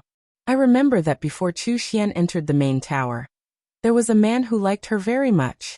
He was even willing to sacrifice himself for her without hesitation. At that time, Chu Xian seemed to like him very much. However, after Chu Xian entered the main tower, the man went to find her again. In the end, not only did he not win her back, but he was also ruthlessly driven away by Chu Xian. It was said that there was another man beside Chu Xian at that time. He seemed to be a direct descendant of a big tribe. We don't know his name, but his surname seems to be Gua. In the end, after the man who was abandoned by Chu Xian returned to the White Cloud City, he drowned his sorrows in alcohol and was depressed. One day, while he was drunk, he ran to the Heavenly Spiral tribe to reason with Chu Xian's parents. Guess what happened? Chu Xian's father actually killed him on the spot. The guard said. "What?" Qin Feiyang's gaze trembled. Without a doubt, that person with the surname Guo was definitely Guo Feng. Next, he looked at the guard and asked, "Is it true?" He had met Chu Xian a few times. From those few times, she did not seem like the kind of person that the guard described. The guard said, "Basically everyone in the White Cloud City knows about it. How can it be false? It's just that everyone is too afraid of the Heavenly Spiral tribe, so no one dares to talk about it." "I didn't expect it. I really didn't expect her to be such a woman." Qin Feiyang shook his head and sighed. Since everyone in the city knew about it, then it must be true. Wang Yuer glanced at him and secretly sneered. "Are you very disappointed?" "Disappointed?" Qin Feiyang shook his head and smiled. He was indeed a little disappointed, but most of all, he felt that it was not worth it for Fatso. In order to win Chu Xian's heart, Fatso could be said to have put in a lot of effort. However, in the end it was just an illusion. "Thank you for telling me, brothers. I'll take my leave." Qin Feiyang cupped his hands and thanked the 4 guards before turning to leave. Wang Yuer and young Master Hao looked at each other and strode after him. Not long after the 3 of them left, a black-clothed old man and a dozen burly men descended above the city gate. "Greetings, Butler Chu." The pupils of the 4 guards shrank, and they hurriedly bowed in salute. This was the butler of the Heavenly Spiral tribe. The black-clothed old man said sternly, "Where's the little bastard who killed my tribesmen?" "They've already left," the 4 guards said. "Which direction did they go?" The black-clothed old man's eyes flashed with killing intent as he asked. "That way." The 4 guards pointed in the opposite direction of Qin Feiyang's group. The onlookers didn't make a sound. "You're dreaming if you think you can just walk away after killing someone from my Heavenly Spiral tribe." The black-clothed old man smiled coldly and led the dozen burly men away at lightning speed. After the black-clothed old man and his group disappeared, The 4 guards looked at each other and smiled. They looked at the surrounding crowd and waved their hands. Hurry up and disperse, lest you attract trouble. The crowd immediately dispersed.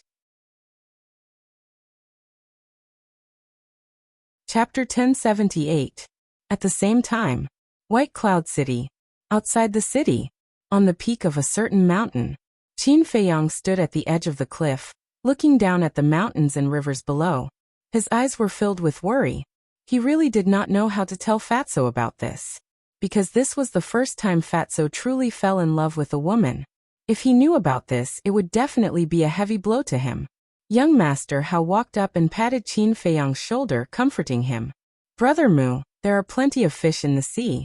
Why do you have to hurt yourself over such a woman? He really thought that there was something between Qin Feiyang and Chu Xian. Why are you comforting him? He asked for it.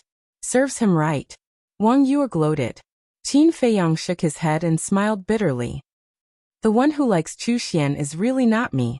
The two looked at each other, their eyes full of suspicion. Qin Feiyang turned to Wang Yue and said helplessly, I wanted to tell you just now, but you didn't let me. In fact, it's one of my brothers who likes Chu Xian. The two looked at each other. Young Master Hao asked, Are you sure it's your brother who likes her and not you? Qin Feiyang smiled bitterly. Do I need to lie to you about this? Young Master Hao said, Of course. What if you don't want us to laugh at you because you want to save face? That's why you came up with such a lousy excuse? With your imagination, it's a pity that you don't become a scriptwriter. Qin Feiyang rolled his eyes and said, You should have heard of my brother.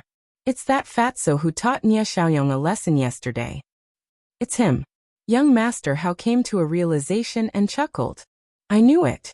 My sister is such a beautiful and capable woman, but you don't like her. How could you like a woman like Chu Xian? Wang Yue had just heaved a sigh of relief when she heard young Master Hao's words. Her face darkened immediately. She said angrily, No one will think you're mute if you keep quiet. Young Master Hao smiled embarrassedly, then looked at Qin Feiyang and said, Since your brother likes her, what are you doing here? I'm just here to sound out Chu Xian's parents. Qin Feiyang sighed helplessly and briefly explained the situation. I see. Then this brother of yours really has no foresight. Young Master Hao shook his head. You can't blame him for not having a good eye. Chu Xian hid it so well that even I didn't notice it. The problem now is that I don't dare to tell him these things because he will definitely break down. Qin Feiyang rubbed his temples, his face full of worry. Wang Yue said, You'd better not hesitate about this. Tell him as soon as possible, so that he won't fall deeper and deeper. As for whether he will collapse or not, it depends on his endurance. Qin Feiyang glanced at her, exhaled deeply, and took out an image crystal. Wang. Very soon, Fatty's silhouette floated out. Seeing that it was Qin Feiyang, Fatso immediately asked expectantly, Boss, how is it? You'd better not expect too much. Qin Feiyang said. Fatso's face fell immediately, and he said, They still don't agree? Qin Feiyang sighed and said, I haven't gone to see them yet, but I've heard some things in White Cloud City. You'd better be mentally prepared. You didn't go? Fatso was stunned, and he rolled his eyes at Qin Feiyang, speechless. You almost scared me to death. Tell me, what did you hear? Chu Xian is not the kind of person you think. Qin Feiyang told Fatso everything he heard in detail. There was no suspense. Hearing this, Fatso felt as if he was struck by lightning. I don't believe it. You must be lying to me. Yes, you're lying to me. She's definitely not that kind of person. After a moment of silence, Fatso exploded, and he shook his head frantically, his face full of disbelief. Calm down. Qin Feiyang shouted. No, I can't calm down. I'm going to ask her face to face, Fatso shouted hysterically. Enough. If you continue like this, I'll be angry. Qin Feiyang shouted. Fatso quivered, and he looked at Qin Feiyang and said, Boss, you don't understand how I feel now. I understand. It's because I understand that I hesitated for a long time whether to tell you. Qin Feiyang sighed. Fatso said anxiously, But I can't believe it. I've been with her for so long, and she's not that kind of person. All right. I know that no matter what I say now, you won't believe it. Wait for me, I'll confirm it for you. And before I confirm it, don't go looking for her again. If I find out that you secretly went to look for her, then don't blame me for being hostile." After Qin Feiyang finished speaking, he turned off the image crystal. Young Master Hao sighed. "This brother of yours is very affectionate." Qin Feiyang smiled faintly. "After all, it's the first time." "Then how many times are you?" Wang Yuer asked without warning. "I." Qin Feiyang instinctively wanted to answer, but fortunately, he was alert and reacted. He squinted at Wang Yuer and said indifferently, "What does it have to do with you how many times I've done it?" Young Master Hao patted Qin Feiyang's shoulder and laughed. "Brother, don't pretend, I think you haven't even done it once. So you're still a chick." Wang Yuer covered her mouth and laughed. Qin Feiyang stared at young Master Hao in dissatisfaction. Why did this guy always undermine him? Professional demolition business? Then he looked at Wang Yuer and said jokingly, "You're so good at talking. Then tell me, how many men did you have before?" "Get lost." Wang Yuer immediately shouted coldly. He made it sound like she was a fickle woman. Although she did like to rape some stinky men before, she was still very pure, okay? And she had never done anything out of line. "Only you can say it, but not me. Is there a person as reasonable as you?" Qin Feiyang snorted coldly. "You're a man, okay? Is that all you can do?" Wang Yuer said angrily. "Men are also human beings. Why must they be bullied by you women?" Qin Feiyang glanced at her indifferently. "You." Wang Yuer was furious. Okay. You start quarreling without saying a word. I really admire you." Young Master Hao rolled his eyes at the two of them, looked at Qin Feiyang and said, "How do you want to prove it? You know Chu Xian will never admit this kind of thing in person." "I don't know either." Qin Feiyang shook his head and felt a headache coming on.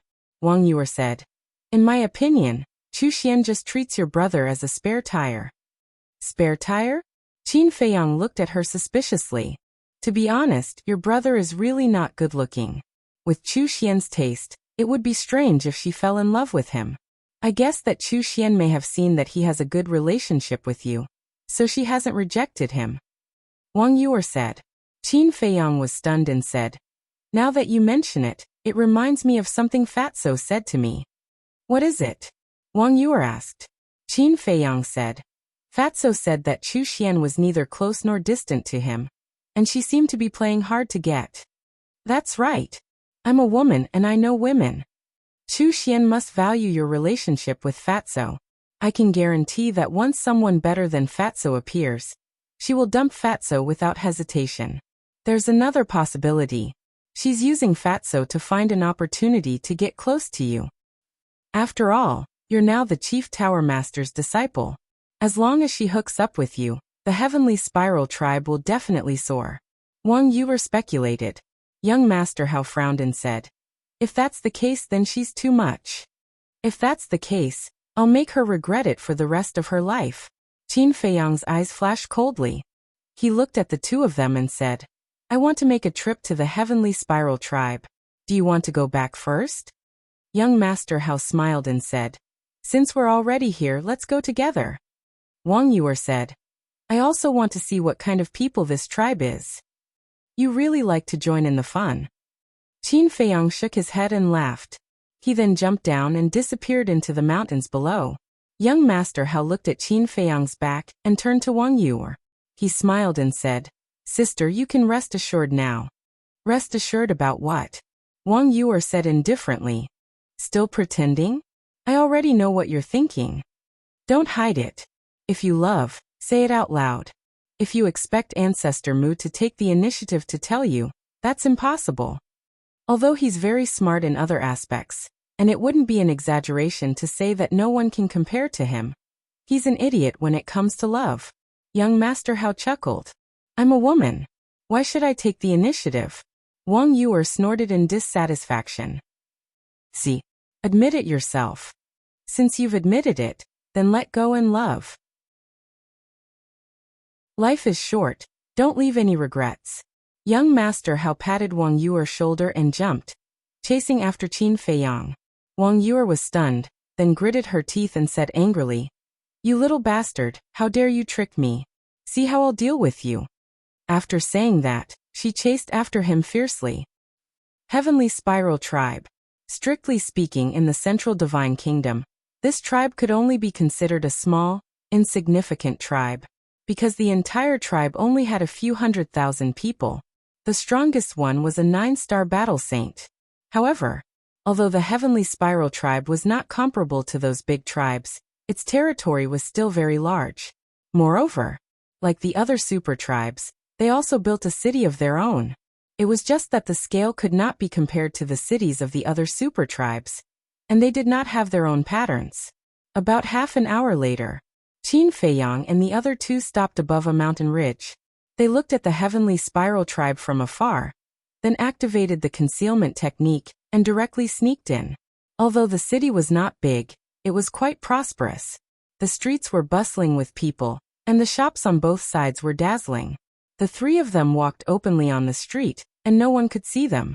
Young Master Hao sent a sound transmission. "Brother Mu, the more I look at your concealment technique, the more I like it. How about this? I'll use the divine art I got from the land of inheritance to exchange with you." "In your dreams," Qin Feiyang said without turning his head. In terms of practicality, the concealment technique was more valuable than the divine art. Moreover, he did not lack the divine art, so there was no need to exchange it. Chapter 1079. Many tribal leaders lived in the center of the tribal city, and the Heavenly Spiral Tribe was no exception, because it was a symbol of status, representing a superior status.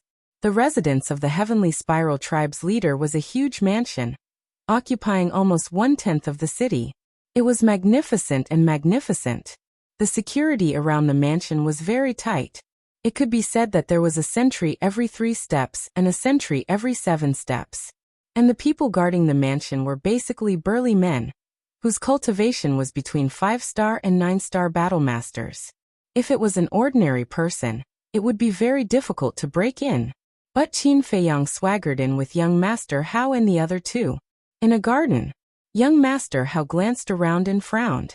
"The mansion is so big, where are we going to find the leader of the Heavenly Spiral Tribe? There shouldn't be many 9-star battle saints in the Heavenly Spiral Tribe. Let me sense," Wang Yuer said and then closed her eyes. "No need." Qin Feiyang waved his hand and looked up at the sky above the mansion. Wang Yuer opened her eyes and looked up suspiciously, only to see an old figure appear out of thin air. It was the housekeeper who had chased them before. Seeing the housekeeper appear, young Master Hao's eyes lit up and he said with a smile, "He will definitely report to the leader of the Heavenly Spiral Tribe as soon as he comes back. We just need to follow him." "Yes." Qin Feiyang nodded, waved his arm, and took young Master Hao and the other two into the sky. Whoosh! At the same time, the housekeeper glanced at the mansion and rushed to a courtyard below. Qin Feiyang and the other two followed behind him. Soon, the 4 of them entered the courtyard one after another. The size of the courtyard was about 500 or 600 meters. In addition to an exquisite attic, there was also a small garden with hundreds of flowers in full bloom, attracting bees and butterflies. After the housekeeper landed in the courtyard, he went straight to the attic. The attic was richly ornamented and had an ancient charm. The door was half closed and no sound could be heard. The housekeeper walked to the door and bowed. "Leader, this old servant is back. Come in."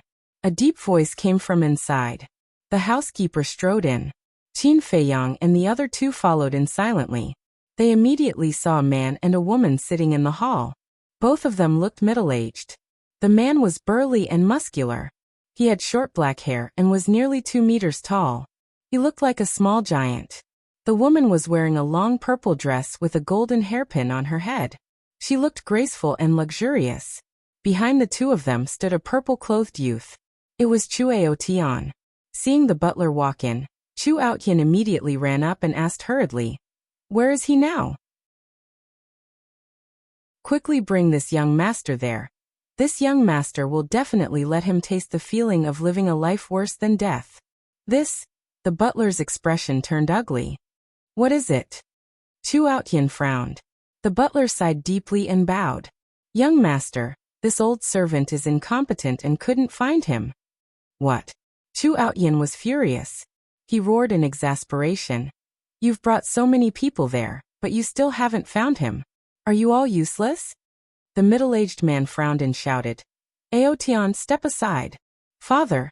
Chu Outyin turned around and looked at the middle-aged man. His face was filled with anger. He was about to say something, but the middle-aged man glared at him, and he obediently stepped aside. The middle-aged man glanced at him and asked the butler, "What happened?" The butler said, "Perhaps he was worried that we would take revenge. When this old servant rushed to White Cloud City, he had already left." "You didn't chase after him?" the middle-aged man asked. "Yes. But we didn't see him even after a few hundred miles," the butler said. "What about the others?"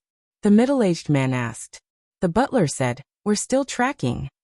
The middle-aged man nodded and said with a murderous aura, "If he's alive, I want to see him. If he's dead, I want to see his corpse." Understood. The butler responded respectfully and turned to leave.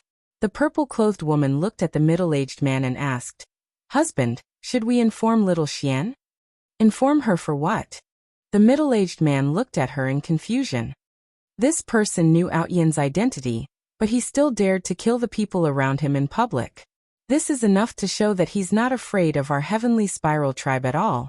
Moreover, I've never seen this face before. He shouldn't be from this area, the purple-clothed woman said. The middle-aged man frowned and said, "Madam, do you mean that this person might be from another large tribe?" "Yes." The purple-clothed woman nodded and said, "Little Xian is knowledgeable in the main tower. If this person is really from a large tribe, she should be able to recognize him." The middle-aged man's gaze trembled and he nodded. "Madam, you're right. We do need to ask little Xian, lest we provoke someone we shouldn't." After saying that, he took out the image crystal. Young Master Hao laughed secretly. "He even knows to inquire about your identity first. It seems that although this leader of the heavenly spiral tribe is domineering, he still has some awareness." Qin Feiyang said. "If he didn't have some awareness, how could the heavenly spiral tribe have survived until today? I'm afraid they would have been wiped out long ago." Young Master Hao smiled. Buzz. A moment later, Chu Xian's image appeared. The middle-aged man stood up and smiled. "Little Xian, how have you been?"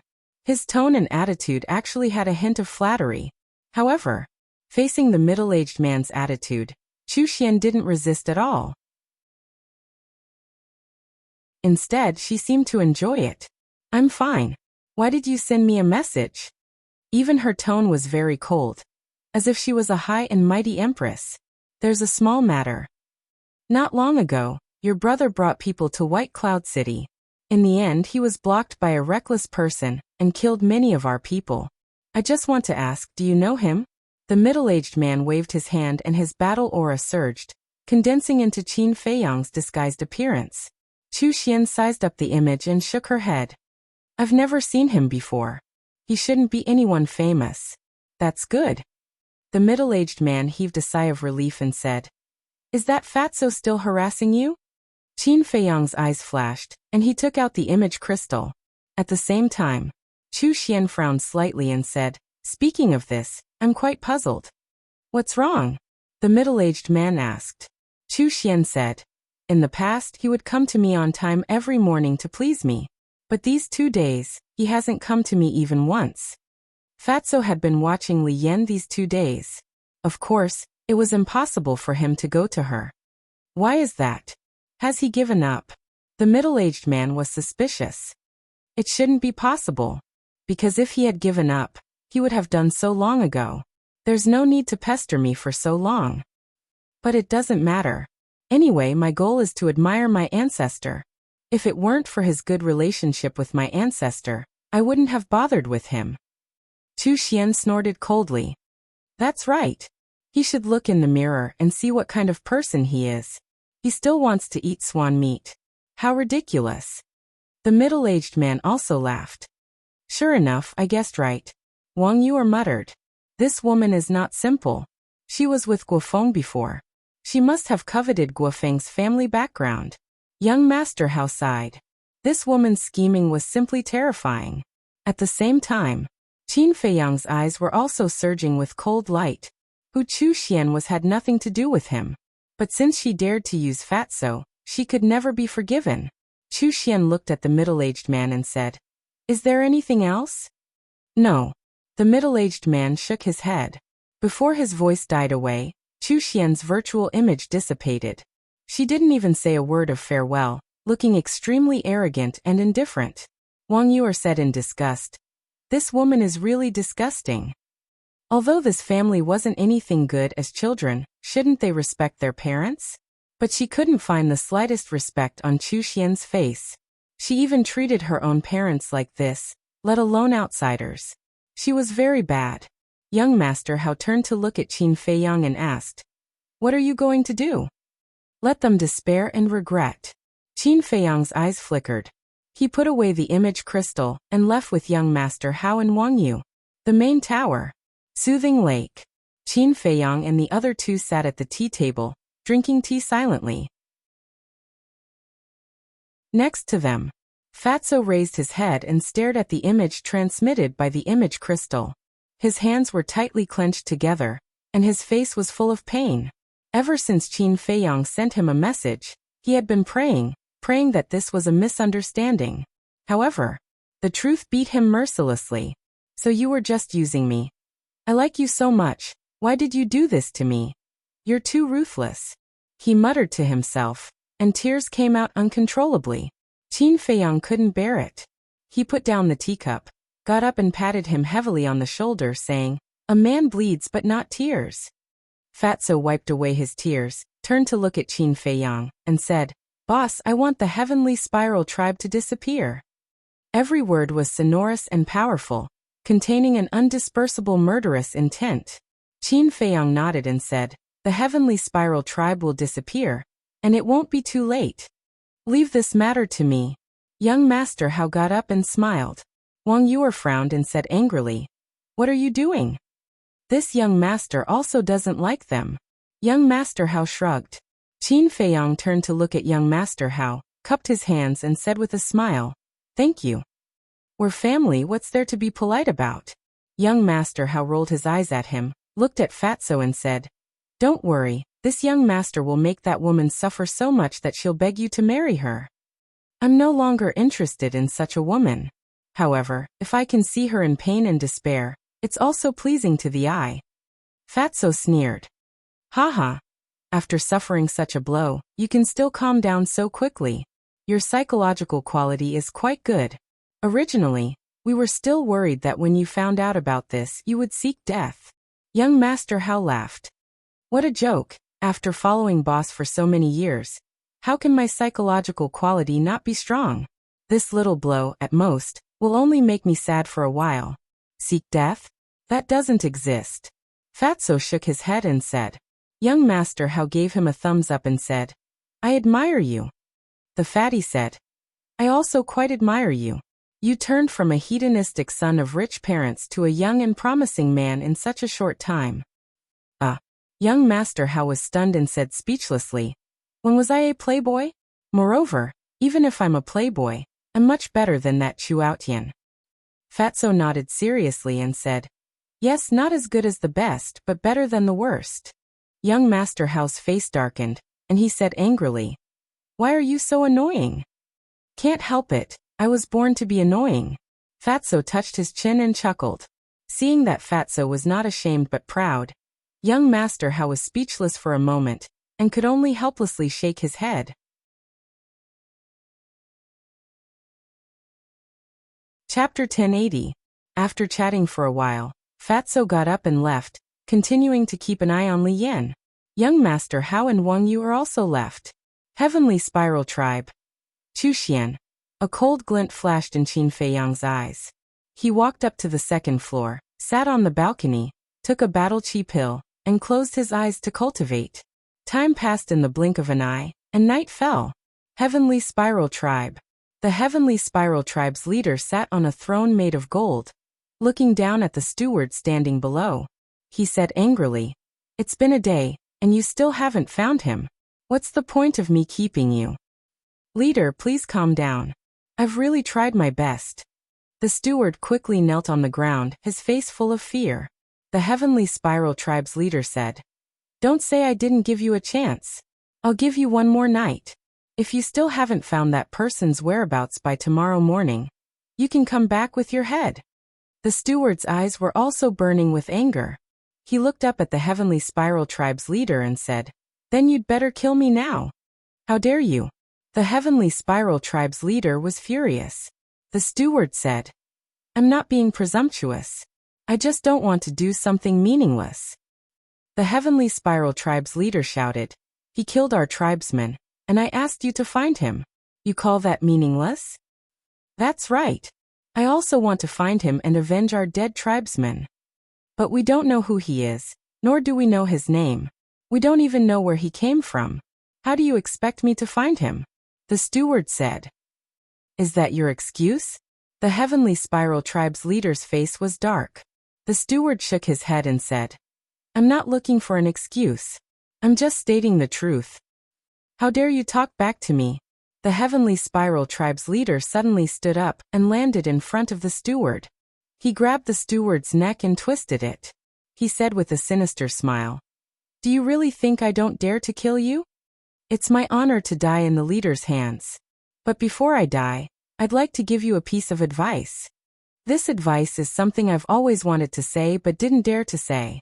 Don't be so domineering and spoiling young Master Outyin, or our Heavenly Spiral Tribe will be destroyed by you sooner or later."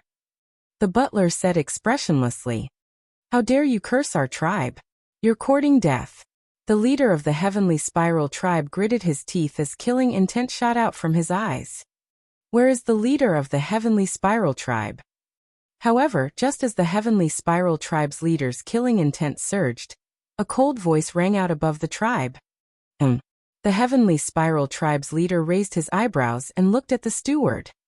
"Count yourself lucky. I'll let you off today. Go reflect on your mistakes." After saying that, he threw the housekeeper to the ground as if he was throwing trash. Then he rushed out of the main hall and shouted, "Who dares to trespass into my Heavenly Spiral Tribe? Do you want to die? This small tribe is really arrogant." That cold voice sounded again. The Heavenly Spiral Tribe's leader looked up and saw a middle-aged man standing in the sky above the tribe. His aura was as vast as the ocean, unfathomable. His pupils immediately shrank. He flew up into the sky and landed in front of the middle-aged man. He frowned and said, "Who are you? Why did you barge into my Heavenly Spiral Tribe for no reason?" The middle-aged man said, "Who I am is not important. What's important is that you have offended someone you shouldn't have." "Then do you know the consequences of offending me?" The Heavenly Spiral Tribe's leader laughed arrogantly. The middle-aged man was stunned and asked curiously, "Tell me about it?" "Then you better stand properly. I'm afraid you'll piss your pants. Listen carefully. My daughter is a disciple of the main tower, and has a good relationship with the direct disciple of the main tower master. If you dare to provoke me, you're digging your own grave." The Heavenly Spiral Tribe's leader shouted. The middle-aged man was stunned and said playfully, "Why didn't I know that Ancestor Mu has a good relationship with your daughter?" The Heavenly Spiral Tribe's leader said disdainfully, "Who do you think you are? Are you qualified to know about the matters in the main tower? Do you have the ability to know?" "Haha." The middle-aged man laughed loudly. At this moment, the steward walked out. When he saw the middle-aged man, his expression changed slightly. He quickly flew to the Heavenly Spiral Tribe's leader and whispered, "Leader, this person's aura is unfathomable. Be careful." "Be careful of what?" "I still don't believe that he's from the main tower." The Heavenly Spiral Tribe's leader snorted. In his opinion, it was impossible for someone from the main tower to personally come to a small tribe like theirs. But before he finished speaking, the middle-aged man stopped laughing. He looked down at the Heavenly Spiral Tribe's leader and said, "Sorry, I'm really from the main tower." As he spoke, he took out a golden token from his bosom. The Heavenly Spiral Tribe's leader was stunned. The steward looked at the golden token and was also dumbstruck. The middle-aged man joked, "Do you know what this is?" "Divine Envoy Token." The Heavenly Spiral Tribe's leader swallowed his saliva in fear. How was this possible? This person was not only from the main tower, but also the divine envoy. Why did the main tower's divine envoy come to their Heavenly Spiral Tribe? The commotion here had already alarmed the people in the city below. The streets were full of people, but without exception, their faces were filled with horror, including Chu Xian's mother. Plop! After the steward came back to his senses, he immediately knelt in front of the middle-aged man and said, "Sir, our leader had eyes but failed to recognize Mount Tai. Please have mercy." Yes. This lowly one was blind. This lowly one deserves to die. Please have mercy, sir. The Heavenly Spiral Tribe's leader shuddered and quickly knelt down and begged. The middle-aged man said, "Then answer me now. Do I have the qualifications and ability to know what's going on in the main tower?" Yes. The Heavenly Spiral Tribe's leader nodded repeatedly, his eyes full of horror. The middle-aged man put away the divine envoy token and sneered. "I heard from young master how that your Heavenly Spiral Tribe is arrogant. At first, I didn't believe it. How arrogant can a small tribe be? But I didn't expect it to be true." Young master, how? The Heavenly Spiral Tribe's leader's eyes trembled. Who didn't know young master how? Could it be that the person this person was talking about was young master How? That's right. You've angered young master How. You have 3 days to leave the Central Divine Kingdom. The middle-aged man said. Where to? The Heavenly Spiral Tribe's leader asked. The middle-aged man said, back then, Qin Feiyang killed everyone in the first district. It's been reduced to ruins. You can go to the first district to reclaim it. The Heavenly Spiral Tribe's leader's face turned pale. He nodded and said, Okay. This lowly one will bring the steward to the first district tomorrow. No matter how unwilling he was, he dared not disobey the main tower's order. Did you misunderstand what I meant? I'm not talking about the two of you. I'm talking about the entire Heavenly Spiral Tribe. The middle-aged man said. What? Both of them trembled. The entire tribe had to go to the first district? Wasn't that the same as being expelled from the Central Divine Kingdom? Sir, the Central Divine Kingdom is our route. You can't force us to leave our homeland. This lowly one knows his mistake. Please let us go. Even if you want this lowly one to die, don't expel us from the Central Divine Kingdom. The two of them kept kowtowing and begging for mercy. The people in the city below were also in an uproar. They were panicking. The middle-aged man was not moved at all. He said indifferently, It's useless to beg me because this is young Master Hao's order. Hurry up and get ready. I'll personally send you on your way in 3 days. Actually, this is a good thing for you because there's no one else in the first district. You can dominate as much as you want. The middle-aged man sneered, opened the portal, and left without looking back. The two of them watched the portal disappear and collapsed powerlessly. The steward said in despair, Chief, did you see that? This is the consequence of your arrogance. I know I was wrong. Steward, can you think of a way? We can't go to the first district. The chief of the Heavenly Spiral Tribe looked helplessly at the steward. Although they were just a small tribe in the Central Divine Kingdom, they were already considered a super tribe compared to the tribes in the 9 regions. Moreover, the Central Divine Kingdom and the 9 regions were very different. If the people in the Central Divine Kingdom were compared to the nobles, then the people in the 9 regions were the commoners. The most important thing was, in the Central Divine Kingdom, it was not so troublesome for the tribe's disciples to enter the main tower, as long as they were talented enough. But once they went to the first district, it was almost impossible to enter the main tower. This was equivalent to banishing them to the first district and letting them fend for themselves. Sigh. The steward looked at the chief of the Heavenly Spiral Tribe and sighed. We can only look for the young miss now. Is it useful to look for her? Maybe even she has been expelled from the main tower. The chief of the Heavenly Spiral Tribe said in despair. Of course it's useful. As long as she agrees to marry that Fatso, then with the relationship between Fatso and Ancestor Mu, we can definitely persuade him to help us. The steward said. Yes. Why didn't I think of that? Ancestor Mu is the direct disciple of the main tower master. He and young Master Hao usually call each other brothers. As long as he is willing to help, we can definitely escape this disaster. The chief of the Heavenly Spiral tribe's eyes lit up.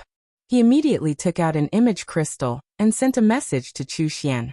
At the same time, Jianfeng, Fatso stood behind a bush and looked at Li Yan sitting on the edge of the cliff from afar.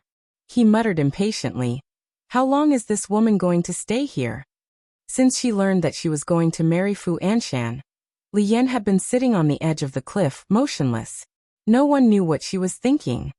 "Boss, why don't you just tell her that Li He is not dead and everything will be fine? Why do you have to make things like this?" Fatso shook his head helplessly. He glanced around and found a stone. Then he sat on the stone and looked at Li Yan in boredom. But not long after he sat down, Li Yan suddenly got up, looked at the dark night sky, and flew toward the mountain range ahead. Fatso was surprised and immediately got up to follow her. But at this moment, the image crystal in his arms moved. Who is it? Why is he causing trouble? Fatso raised his eyebrows and took out the image crystal. Buzz. A shadow appeared. It was Chu Xian. However, the vigor of the past had already disappeared, leaving behind only a face of anxiety. Obviously, she already knew about the tribe. A look of disgust flashed in Fatso's eyes. He chuckled and said, "What wind is blowing today? You actually took the initiative to contact me?" Chu Xian hesitated and said, "Well, I have something to. I'm not free now. Let's talk about it another day." But before Chu Xian finished, Fatso directly turned off the image crystal and then pondered. What was going on? Had young master Hao already started to take action? Forget it. Let's go and take a look. Don't do anything stupid.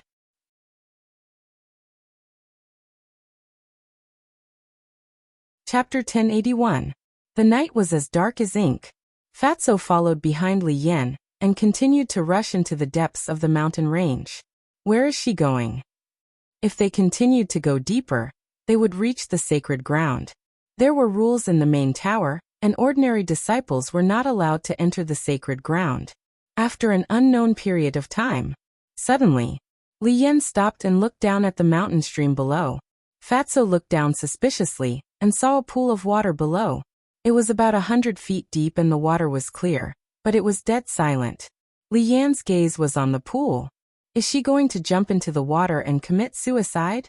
Fatso was surprised. Whoosh. Just as he had this thought, Li Yan suddenly swooped down and her target was the pool. Oh no! Fatso was shocked and hurriedly flew to stop her, but before he got close he stopped again. He saw that Li Yan did not jump into the water to commit suicide, but landed by the pool and stared at the water. However, Fatso did not dare to let his guard down.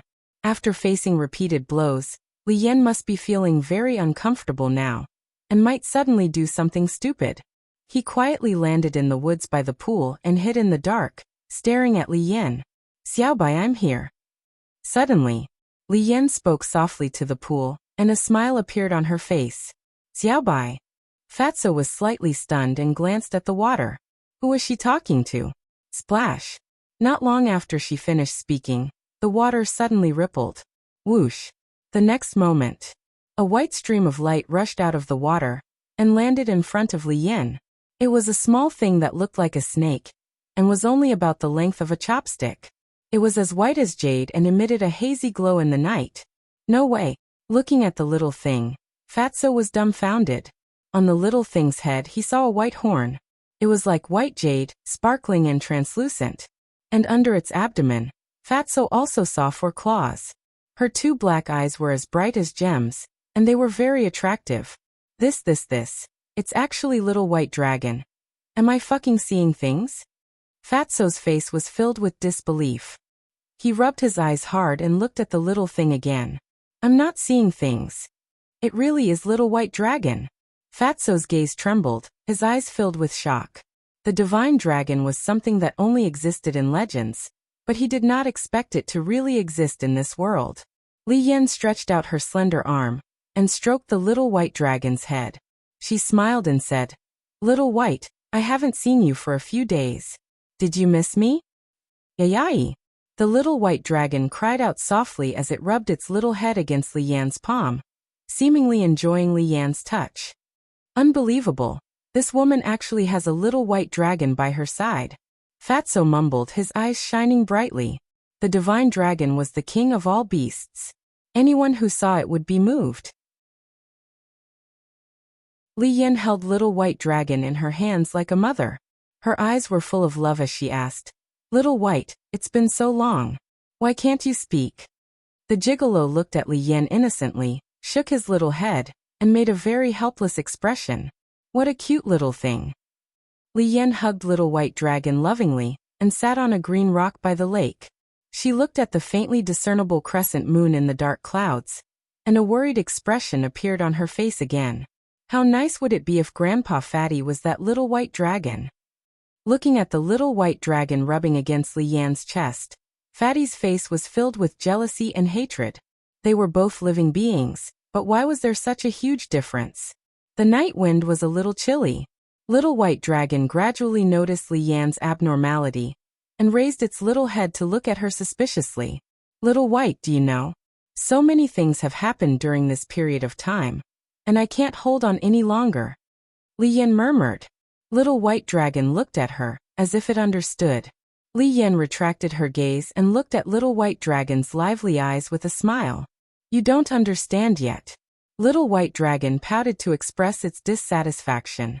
Little thing, I'm in a good mood after seeing you, but this might be the last time I'll come to see you. Li Yan sighed. Her expression filled with loneliness. Little white dragon still had a confused look on its face. Next, Li Yan said a lot more to little white dragon. Time passed bit by bit. Soon, the horizon began to turn white, and the sun slowly rose. Li Yan looked at the morning sun. Her face withered like a flower, exuding a kind of sad beauty. Sigh. She let out a long sigh, picked up little white dragon and laughed. Little thing, I really can't bear to part with you. But in this world, there is no banquet that doesn't end.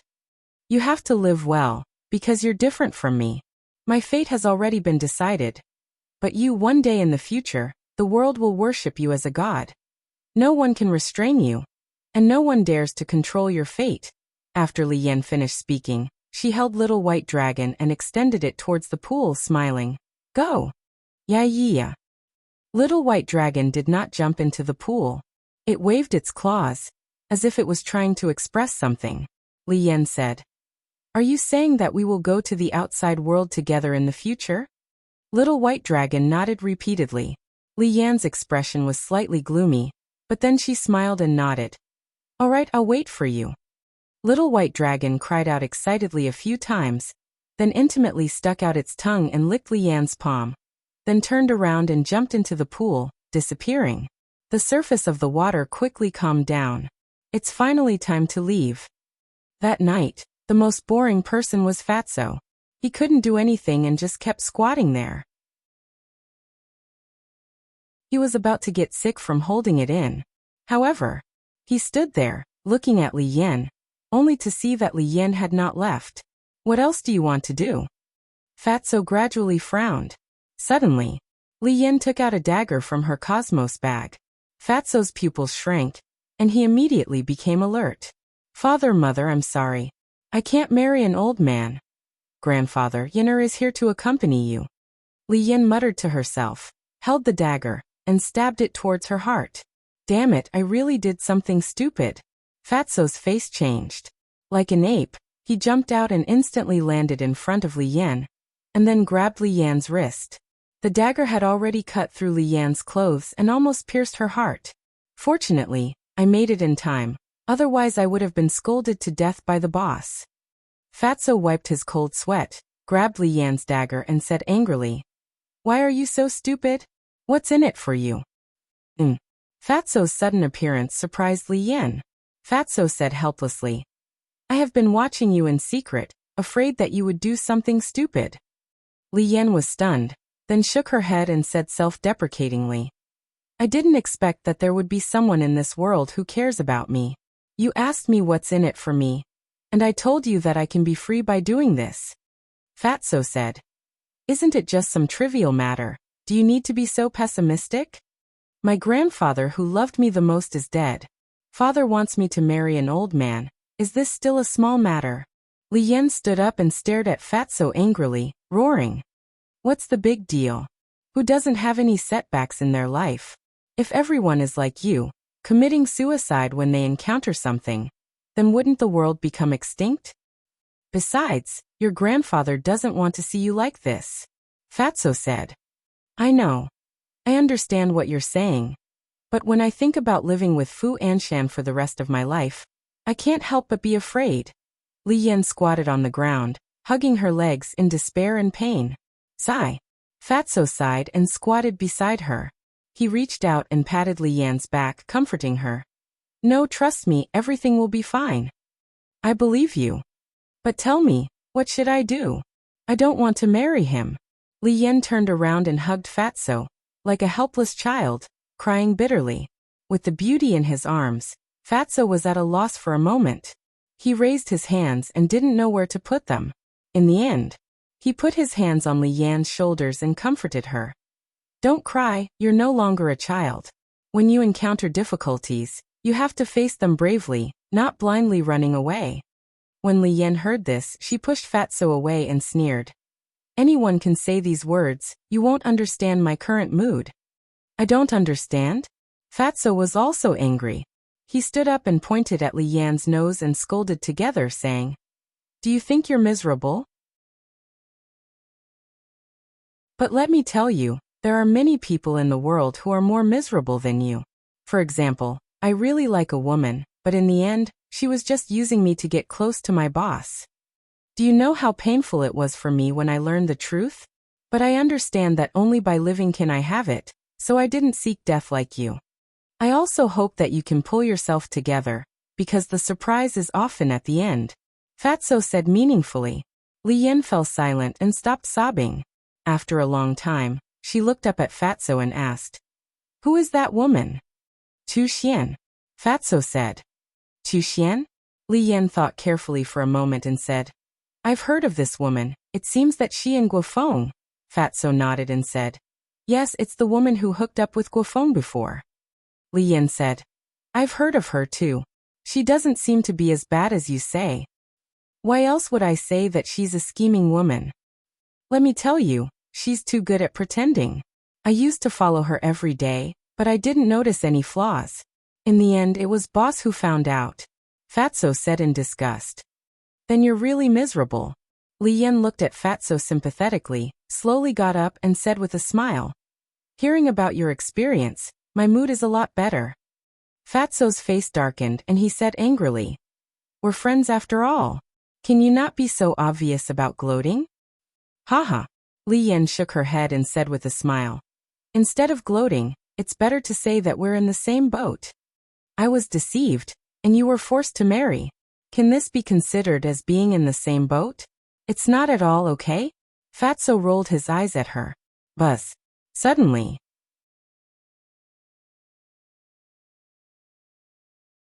Chapter 1082. Fatso took out the image crystal, his face full of disgust. That night, the image crystal rang at least a dozen times, but he did not respond once.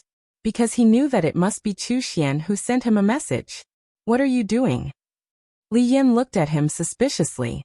It should be a message from Chu Xian. I don't want to see her anymore.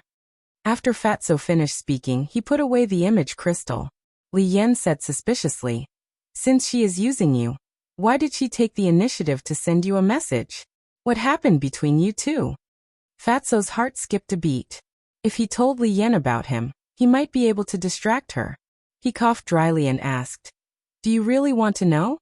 Li Yan pursed her lips and said, If you want to tell me, I'll listen.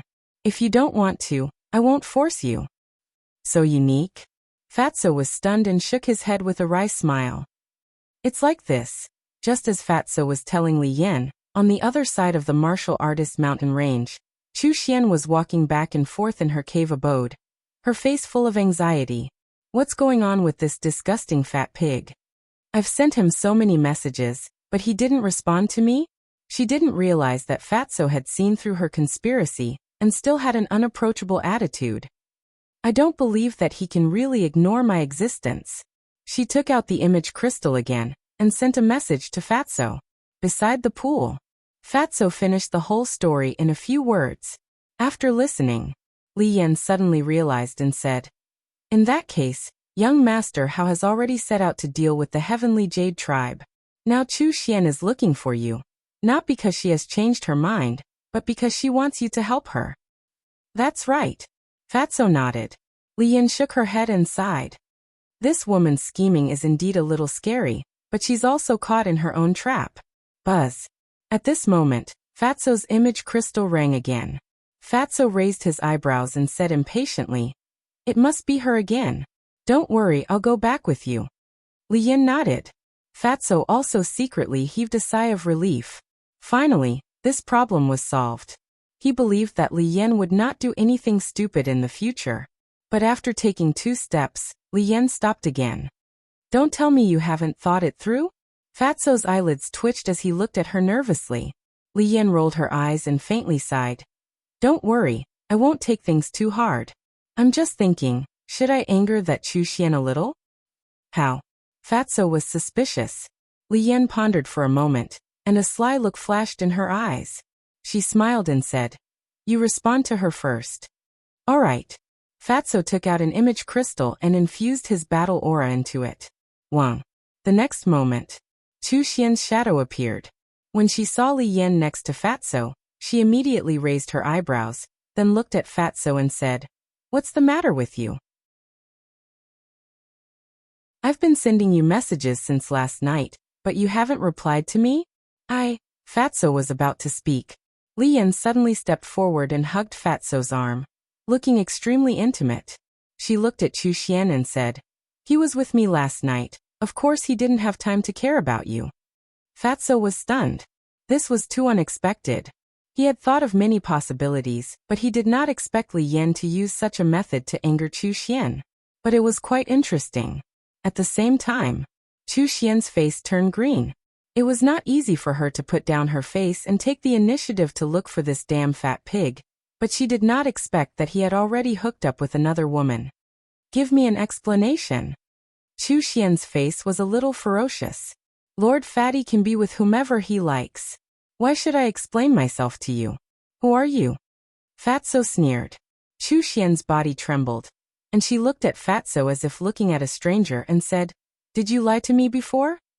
"I didn't lie to you. At that time, I really liked you. But suddenly, I found a better woman than you." Fatso hugged Li Yan's slender waist and was extremely proud. "Don't go too far."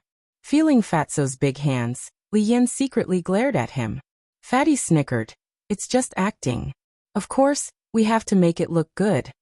Li Yan's face darkened, and she looked at Chu Xian with a forced smile and said, "Is there anything else? If not, please don't harass us again in the future." "What should I do?" Chu Xian panicked. If she did not deal with Fatso, how could she persuade Ancestor Mu to help her? "Do you have anything else?" Li Yan urged impatiently. Fatso looked down at Li Yan and said with a smile, "Sister Yan, why are you talking so much nonsense with an unrelated person? Ignore her, let's go on a date." With that, Fatso was ready to turn off the image crystal. "Wait." Chu Xian hurriedly reached out and looked at Fatso. "I like you too. Let's be together." "You like me?" The fatty grinned and said, "I'm someone who doesn't have a good figure or strength. When did I become so popular?" Chu Xian said, "I don't care about that, as long as you treat me sincerely."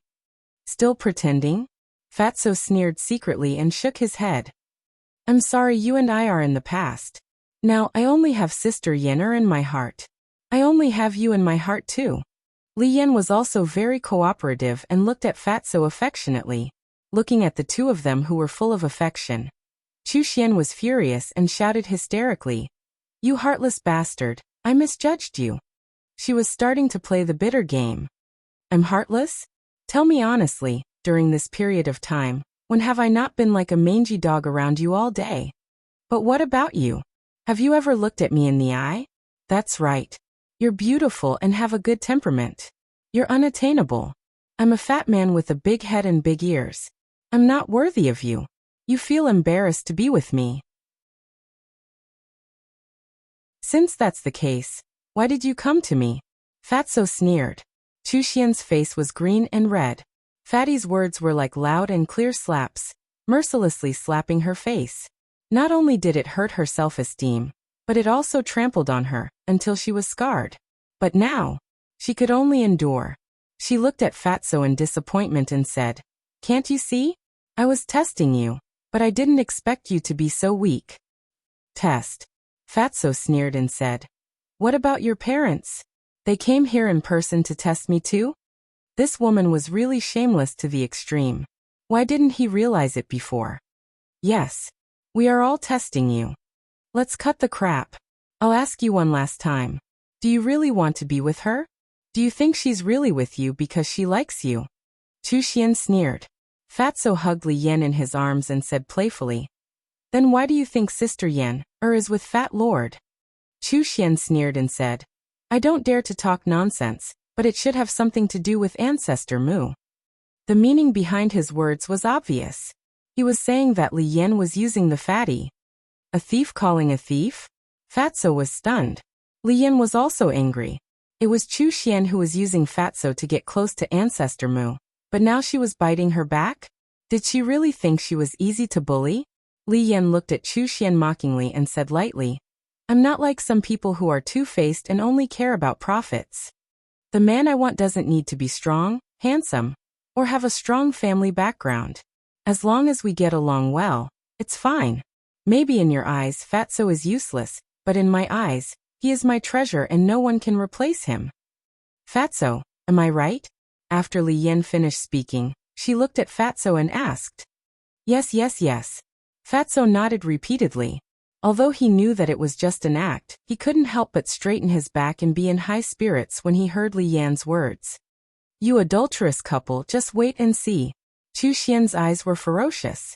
This was the first time in her life that she had been humiliated like this. Not only did she hate Fatso, but she also hated Li Yan. "Let me tell you, you can scold me, but don't scold Sister Yan. If I hear you scold her again, don't blame me for being ruthless." Fatso's eyes were cold and flickering. "Good, very good. Damn Fatso, remember this. You humiliated me today, and I won't let it go just like that."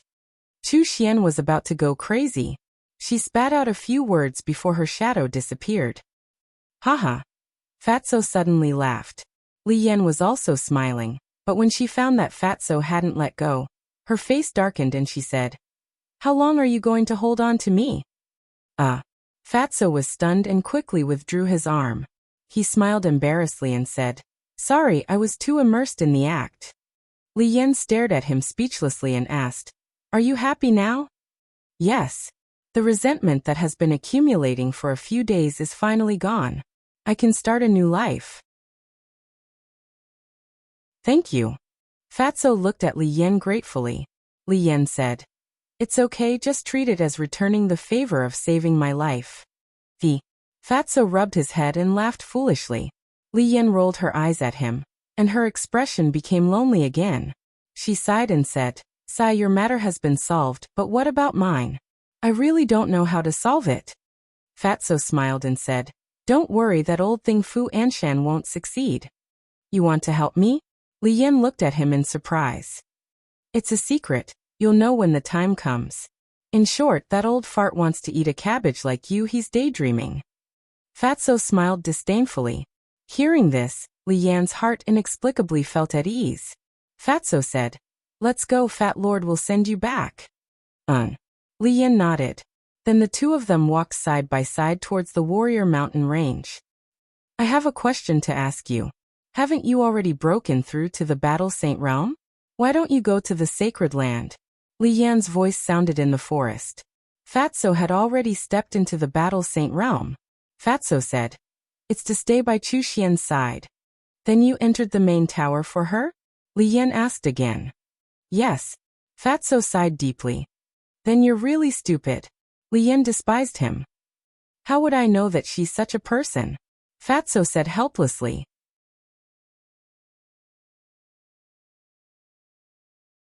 Chapter 1083. Time flew by. There was only one day left before the Heavenly Spiral tribe would be expelled. This morning, Chu Xian came to Soothing Lake and stood by the lake. Looking at the small island in the middle of the lake, she gritted her teeth and flew towards the small island. Roar! However, just as she flew up, a huge beast roared out of the lake. Chu Xian was so scared that her face turned pale. Because it was a sacred beast. The beast stood above the lake like a beast god. It looked at Chu Xian coldly and shouted, "The main tower is a forbidden area. Please leave immediately." Chu Xian quickly said, "I am a friend of Ancestor Mu.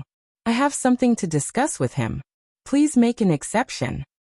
The beast said, "Since you are a friend of Ancestor Mu, why don't you send him a message directly?" Chu Xian said, "I haven't had the time to establish a contract with him."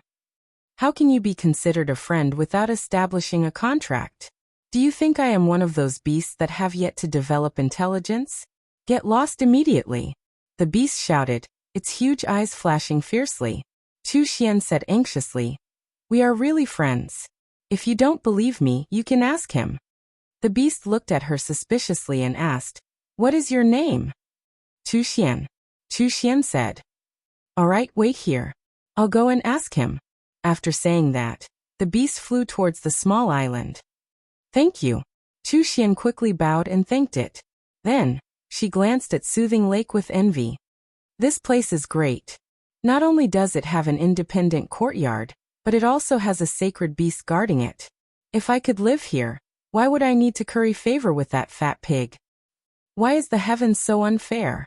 I have worked so hard for so long, but I am still just an ordinary disciple. How many years has this Ancestor Mu been in the main tower? He is already a disciple of the main tower master, and is respected by the world. I am not convinced." Tightly, Chu Xian clenched her fists. The envy on her face turned into jealousy and hatred. Whoosh! After a while, the beast returned and looked at Chu Xian. "Sorry, Ancestor Mu said that he has no time to see you now." Chu Xian's body stiffened. She hurriedly said, "Did you tell him my name?" "Yes.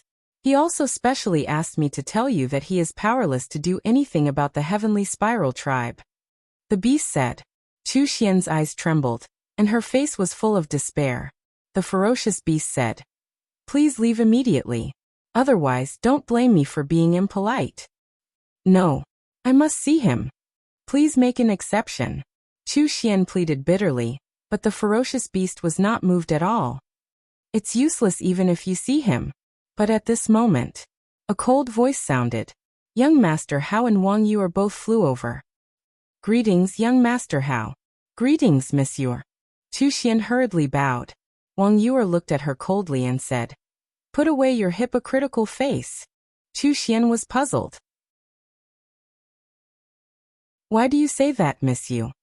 Young Master Hao said, "We all know what kind of person you are. There's no need to pretend anymore." Chu Xian's expression froze. Young Master Hao said indifferently, "Do you know why I'm dealing with your Heavenly Spiral tribe?" Chu Xian shook her head. "Because you provoked Fatso. Provoking Fatso is provoking Ancestor Mu.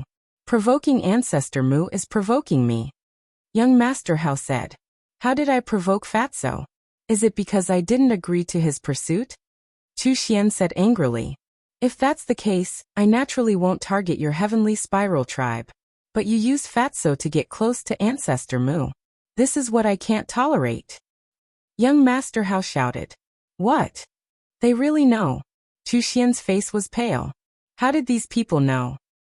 "Are you wondering why we found out when you hid it so well? Let me give you a hint. We've been to White Cloud City and even met your arrogant brother Chu Outyan. That's all I have to say. Take care of yourself." With that, young Master Hao turned around and left with Wang Yu. Been to White Cloud City? Could it be?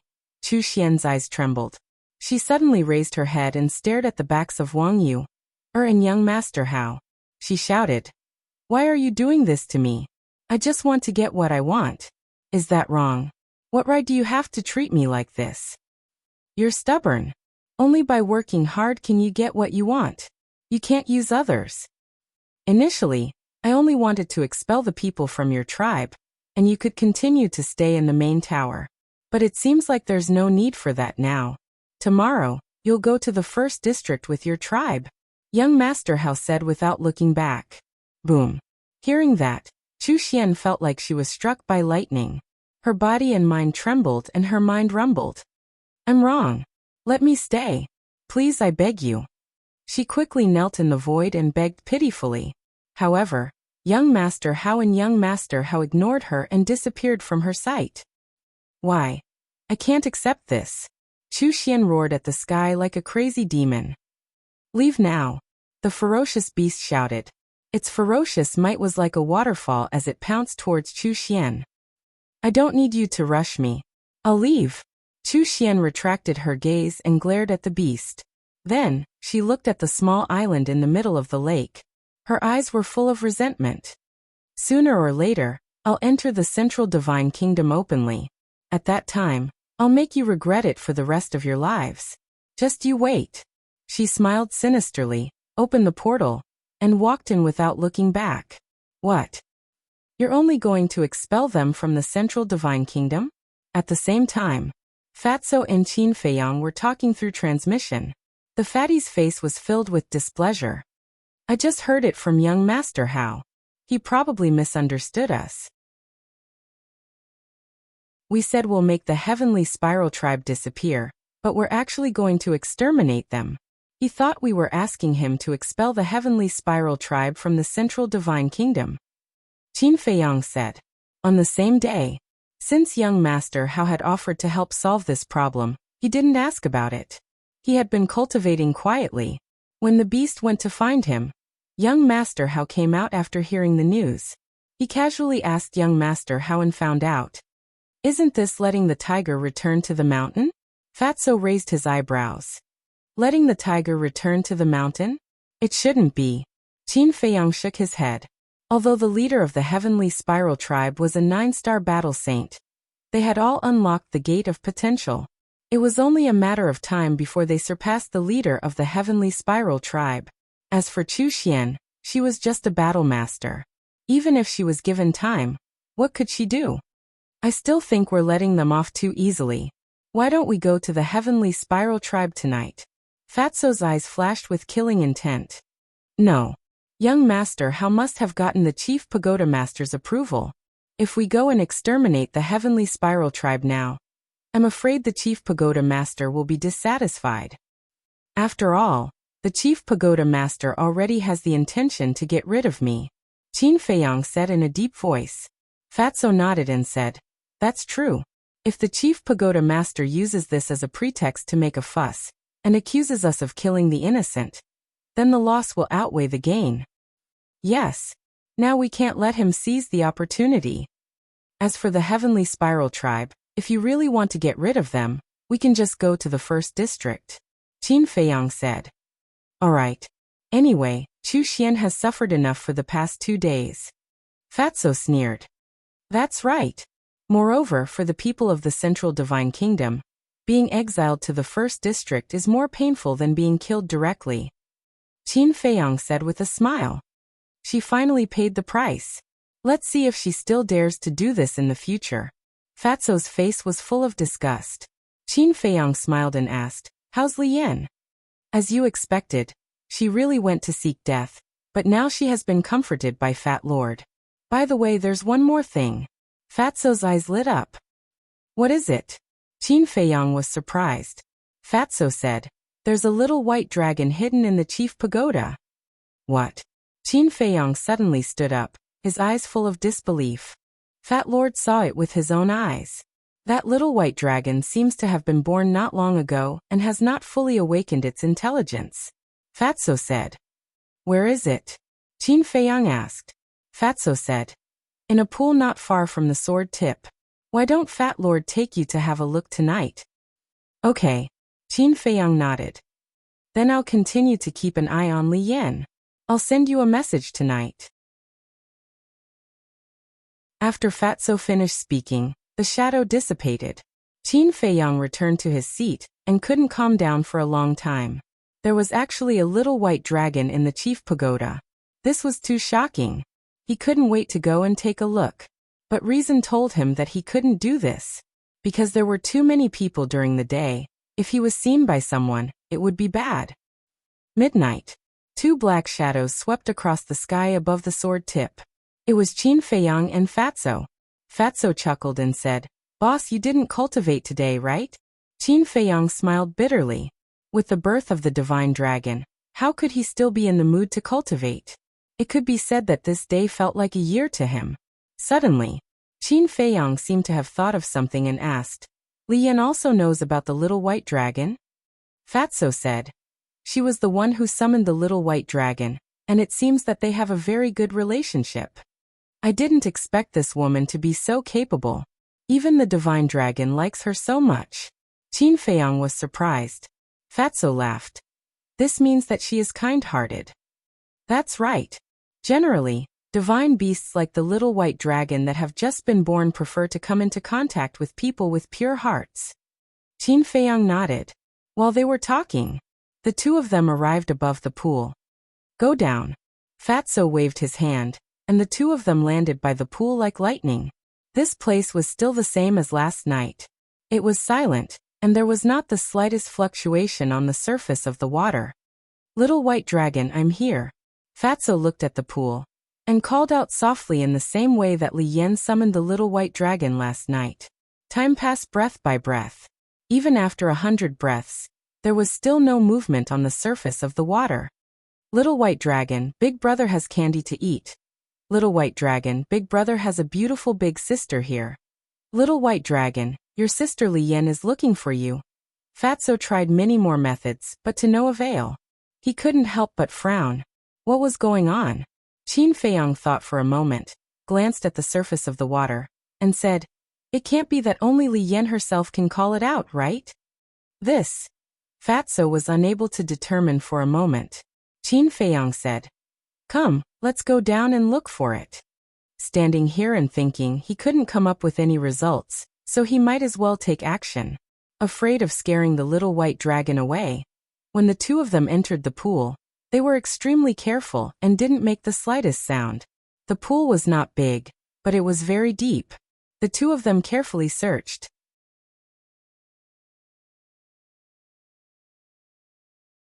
Chapter 1084. After about 500 to 600 breaths, the two of them finally sank to the bottom of the lake. However, at the bottom of the lake, other than the dried leaves and mud that had accumulated for countless years, there was no trace of little white dragon. Fatso was secretly annoyed. "Strange, it's clearly here. Why can't I find it?" Qin Feiyang's eyes flickered. Suddenly, with a wave of his hand, Wolf King, Winged Snow Eagle, Black Dragon Snake, Pangolin, Lu Hong Viper, and Dan Wangkai appeared one after another. Qin Feiyang looked at everyone and said, "You guys heard it from the castle, right? Hurry and help find it." "All right." Everyone nodded and immediately took action. Time passed. Everyone searched for an entire hour, and almost turned the entire lake upside down. But they still could not find little white dragon. Lu Hong said, "Fatso, you're not playing with us, are you?" Fatso smiled bitterly. "Madam, how would I dare to play with you guys? Then why can't you find it?" Lu Hong frowned. "I'm wondering the same thing." Fatso scanned the bottom of the lake. What the hell? It was still here last night, but it was gone today. Where did it go? Qin Feiyang looked at Fatso and asked, "Have you asked Li Yan about little white dragon?" "Can I ask such a thing? If I ask, she'll definitely suspect that I'm targeting little white dragon," Fatso said. Qin Feiyang pondered for a moment and looked at Fatso. "Go back and keep an eye on Li Yan first. I'll wait here and take a look." "All right." Fatso nodded and headed towards the top of the lake. Qin Feiyang looked at Lu Hong and the others and smiled. "I'll be enough here alone. You guys can go to the castle to cultivate as well." Dan Wangkai said hurriedly, "Young master, can you help me solve the problem of the pill fire as soon as possible?" He was a person who was born to refine pills. If he didn't refine pills for a day, his hands would itch. Qin Feiyang was stunned and apologized. "I'm sorry, I forgot about it." After saying that, he took out a jade box and handed it to Dan Wangkai. He smiled and said, "There's a cluster of grade 6 alchemy fire inside. Take it and use it." This grade 6 elixir fire was a congratulatory gift from the chief of the divine python tribe during the apprenticeship ceremony. Only a grade 6 alchemy fire? Dan Wangkai was a little disappointed. "Then what rank do you want?" 7th rank. Even the main tower regards the 7th grade Pillfire as a treasure. Where am I supposed to find it for you? Qin Feiyang smiled helplessly. Dan Wangkai said, but if I use a 6th grade alchemy fire, I can only refine battle chi pills with 4 veins. This will slow down everyone's cultivation speed. The more veins there were, the more energy the battle chi pill contained. Although there was only a difference of 1 between 4 and 5 elixir veins, the difference in effect was like heaven and earth. That makes sense. Qin Feiyang lowered his head and pondered for a while. He said, how about this, you use it first? I'll go to the trading pavilion tomorrow. All right. Dan Wangkai nodded helplessly, then smiled and said, what about the recipes for potential pills? His eyes were filled with desire. Qin Feiyang smiled and said, it's all in the pill scripture. Go take a look yourself. Thank you, young master. Dan Wangkai was overjoyed. Qin Feiyang smiled faintly and said, didn't I say it before? If you follow me, I won't mistreat you. Of course, of course. Dan Wangkai nodded and smiled flatteringly. Beside him, Viper also had a flattering look on his face. Qin Feiyang waved his hand and sent the people and beasts to the ancient castle. Then he sat cross-legged at the bottom of the lake and waited for Little White Dragon to appear. Dragon Phoenix Pavilion. Although it was already late at night, it was still as lively as ever. In a certain private room, a woman in white sat beside the coffee table. The water in the teapot was already boiling and gurgling. The fragrance of tea filled the entire room. However, the woman in white did not seem to be interested in tea at all, and was frowning the entire time. Buzz. Suddenly she took out an image crystal. Before long, the image of a middle-aged man appeared. It was the leader of the Divine Python tribe. The leader of the Divine Python tribe smiled and asked, Madam, how's the progress? That's right. The woman in white was the high priestess of the Divine Python tribe. The high priestess sighed. Don't mention it. I haven't even seen him yet. The leader of the Divine Python tribe frowned and said, what's going on? Didn't you go there long ago? Could it be that he doesn't want to see you? That's not it. The high priestess shook her head. Then why is that?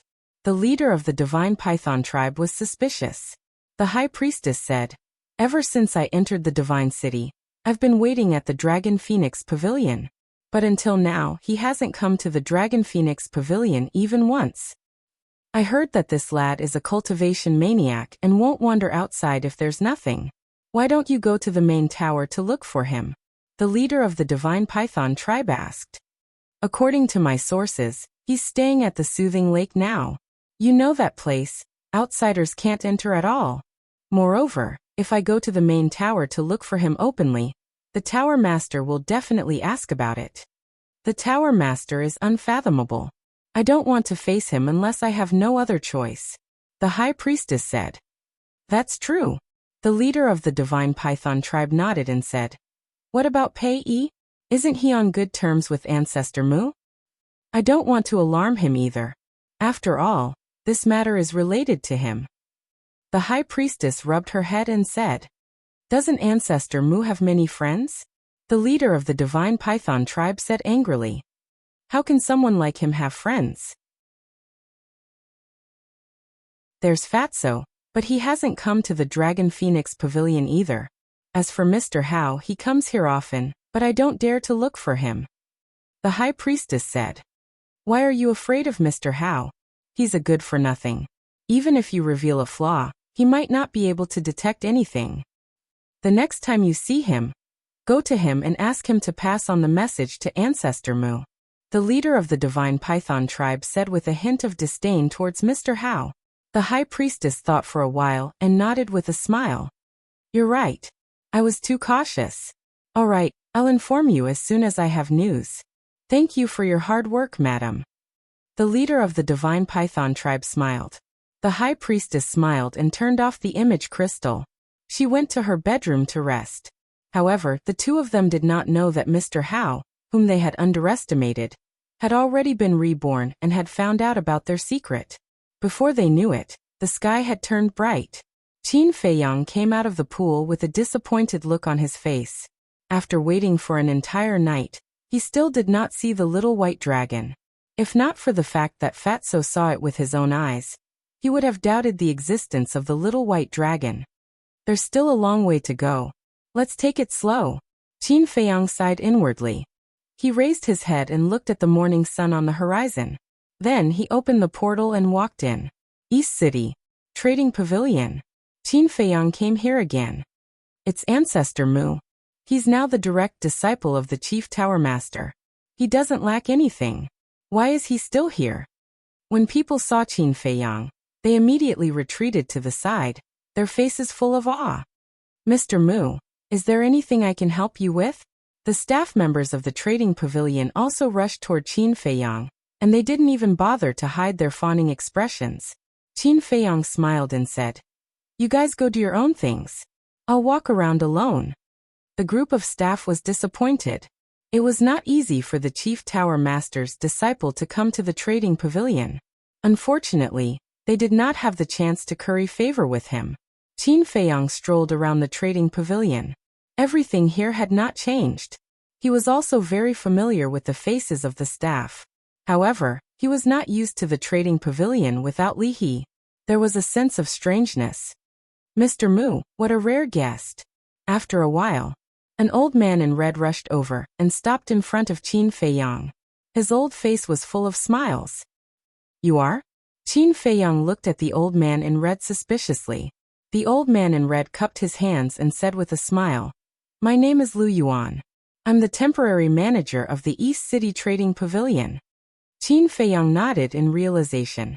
The temporary manager was the temporary manager of the trading pavilion in the East City. To be able to replace Li He, this person's ability should be good. It's just that he doesn't know what kind of person he is. Lu Yuan smiled and said, "Mr. Mu, if you don't mind, please take a seat in the VIP room." "Lead the way," Qin Feiyang said. And, seeing Qin Feiyang agree so readily, Lu Yuan couldn't get used to it for a while. "Am I not welcome?" Qin Feiyang smiled faintly. "Of course you're welcome." Lu Yuan quivered and hurriedly led the way in front. Not long after, the two entered a small room. He had been to this VIP room before. It was simple and tidy. And now, although it was still tidy, there were a lot of jewelry and decorations. Obviously, it was arranged by Lu Yuan. Perhaps in Lu Yuan's view, these things could improve one's identity and status, but in Qin Feiyang's view, they were very tacky. "Please take a seat," Lu Yuan invited enthusiastically. Looking at those jeweled things, Qin Feiyang had already lost interest. He waved his hand and said, "Forget about sitting. Let's get to the point." Lu Yuan was stunned and nodded with a smile. Okay, please go ahead." Qin Feiyang said, "I need a cluster of alchemy fire." "That's no problem. We have some 3rd and 4th grade alchemy fires in the trading pavilion now," Lu Yuan said. Qin Feiyang said, "What I want is not 3rd or 4th grade alchemy fire, but 7th or 8th grade alchemy fire." "This," Lu Yuan was stunned and hurriedly said, "Mr. Mu, you are an alchemist. You should know how precious 7th grade alchemy fire is. Even if we have it, we will auction it. We will not trade it privately, let alone 8th grade alchemy fire. We really don't have it." "The price doesn't matter," Qin Feiyang said. Lu Yuan smiled apologetically. "It's not about the price. We really don't have it. Please forgive us, Mr. Mu." Qin Feiyang frowned and asked, "Do the trading pavilions in West City, South City, and North City have it?" Lu Yuan said, "I don't know about that. If you have time, you can go take a look yourself. If you don't, I'm willing to help you ask." "All right, go ahead and ask," Qin Feiyang said. "Please wait for a moment, Mr. Mu." After Lu Yuan finished speaking, he turned and left the VIP room. Qin Feiyang sat next to the tea table and frowned. If the trading pavilions did not have it, where could he find alchemy fire? Should he look for the Chief Tower Master? Time passed quietly. Lu Yuan finally returned and said apologetically, "Mr. Mu, I'm sorry. I've asked. They don't have 7th or 8th grade alchemy fires. They do have 6th grade alchemy fires, but I don't know if Mr. Mu." Qin Feiyang stood up and said, "Forget about the 6th grade alchemy fire. Since they don't have it, I won't bother you anymore. Goodbye. Take care, Mr. Mu.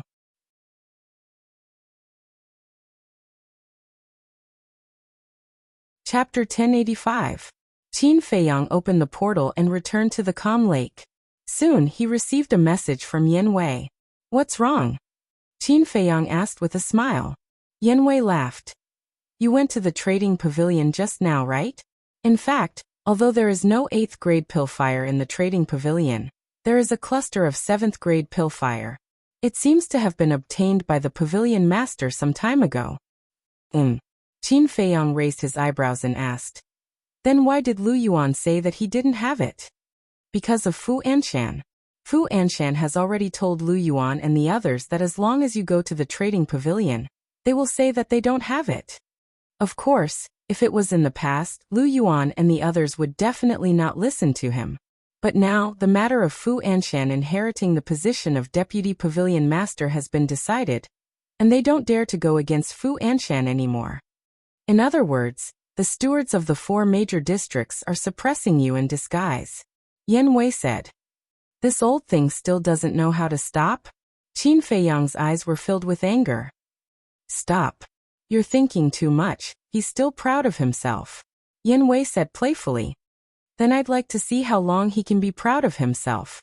The corner of Qin Feiyang's mouth lifted, pursed with a thick sense of ridicule, and then said, Don't act rashly, I will take care of him.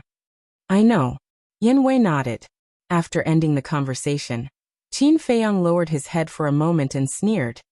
If I let you live so comfortably until the succession ceremony 2 months later, it would be too easy for you.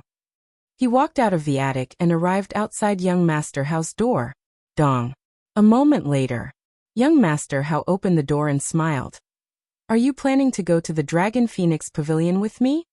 Why would I go to the Dragon Phoenix Pavilion? Qin Feiyang was stunned. Young Master Hao said. Don't you know? Today is the day of the Dragon Phoenix wine auction. Not interested. Qin Feiyang shook his head. Then why are you looking for me? Young Master Hao was suspicious. Qin Feiyang said. I want to ask, where does the pavilion master live? You're looking for him? Young Master Hao was surprised. Yes. Qin Feiyang nodded. Young Master Hao's eyes brightened as he asked. Why are you looking for him? Is there something interesting? Qin Feiyang smiled and said. You can say that. How about it? Are you interested in going together? This. Young Master Hao hesitated for a moment, then shook his head and said. Forget it, I'll still go to the Dragon Phoenix Pavilion. That old man lives outside the city. If you go west, with your speed, you'll see a huge valley in about an hour. He lives in that valley. All right. Then I'll go. I also wish you the best and see the true appearance of the young lady of the Dragon Phoenix Pavilion. Qin Feiyang said with a smile. True appearance. Young Master Hao shook his head and sighed. It's good enough to see her. Qin Feiyang looked at him. Young Master Hao's perseverance in this aspect was quite good. If it were anyone else, they would have fallen out long ago if they didn't even know what she looked like after paying so much. I'm just saying if her true appearance isn't as beautiful as you think, or even an ugly monster, can you accept it? Qin Feiyang asked. That depends on how ugly she is. If it's just average, I can accept it. Young Master Hao said. Qin Feiyang shook his head and smiled, saying, Then I wish you good luck. After saying that, Qin Feiyang opened the teleportation gate and descended outside the city. Then, he rushed straight to the west. An hour later, he indeed saw a valley. The valley was unimaginably large, covering an area of dozens of miles. It was surrounded by mountains on all sides, and could only be entered from above. There were also countless ferocious beasts in the forest around the valley, and they were basically all emperor beasts. Even from afar, he could sense the terrifying auras coming from them. This old man really knows how to pick a place. Qin Feiyang muttered. Walking in this place was simply terrifying. Roar. A black leopard roared out. Its body was more than 10 meters long, and its emperor's might surged in the sky. Qin Feiyang's pupils constricted, and he immediately became vigilant. But the result was beyond his expectations. The ferocious beast did not attack him, but just observed him from afar. What's going on? Qin Feiyang was suspicious. Suddenly, the black leopard said, Young Master Mu, please follow me. What's going on? How do you know who I am? Qin Feiyang was extremely shocked. The black leopard did not answer. It turned around and flew toward the valley. Qin Feiyang followed it suspiciously. Gradually, he found that the emperor beasts lurking in the mountains were also looking at him curiously. After a while, Qin Feiyang followed the black leopard into the valley. He was immediately dumbfounded. In such a huge valley, medicinal herbs were all planted. Some were green and glistening. Some were crystal clear. They swayed in the wind, gushing with multicolored light, exuding endless vitality. Walking in the air above the valley, Qin Feiyang felt that his entire body was enveloped in a rich medicinal fragrance, making him feel refreshed. What kind of place is this? Following behind the black leopard, Qin Feiyang scanned the valley, his face full of surprise. Suddenly, he looked at a red fireglass tree. On the fiery red tree trunk, there was actually a tiger-shaped spirit pattern. He looked at a dragon saliva fruit. On the fruit, there was also a tiger-shaped spirit pattern. Beside the dragon saliva fruit, there was a 9 suns flower, which also had a tiger-shaped spirit pattern. This, Qin Feiyang was dumbfounded. He raised his head and looked all the way into the depths of the valley. He found that many medicinal herbs had tiger-shaped spirit patterns. Why are there so many 10,000-year-old medicinal herbs? Only medicinal herbs over 10,000 years old would have tiger-shaped spirit patterns.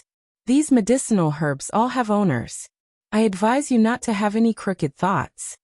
The black leopard suddenly turned to look at Qin Feiyang with an unfriendly look in its eyes. Items with owners? Qin Feiyang's heart skipped a beat. The so-called owner couldn't be the pavilion master of the trading pavilion, right? In that case, wasn't this the medicinal field of the trading pavilion?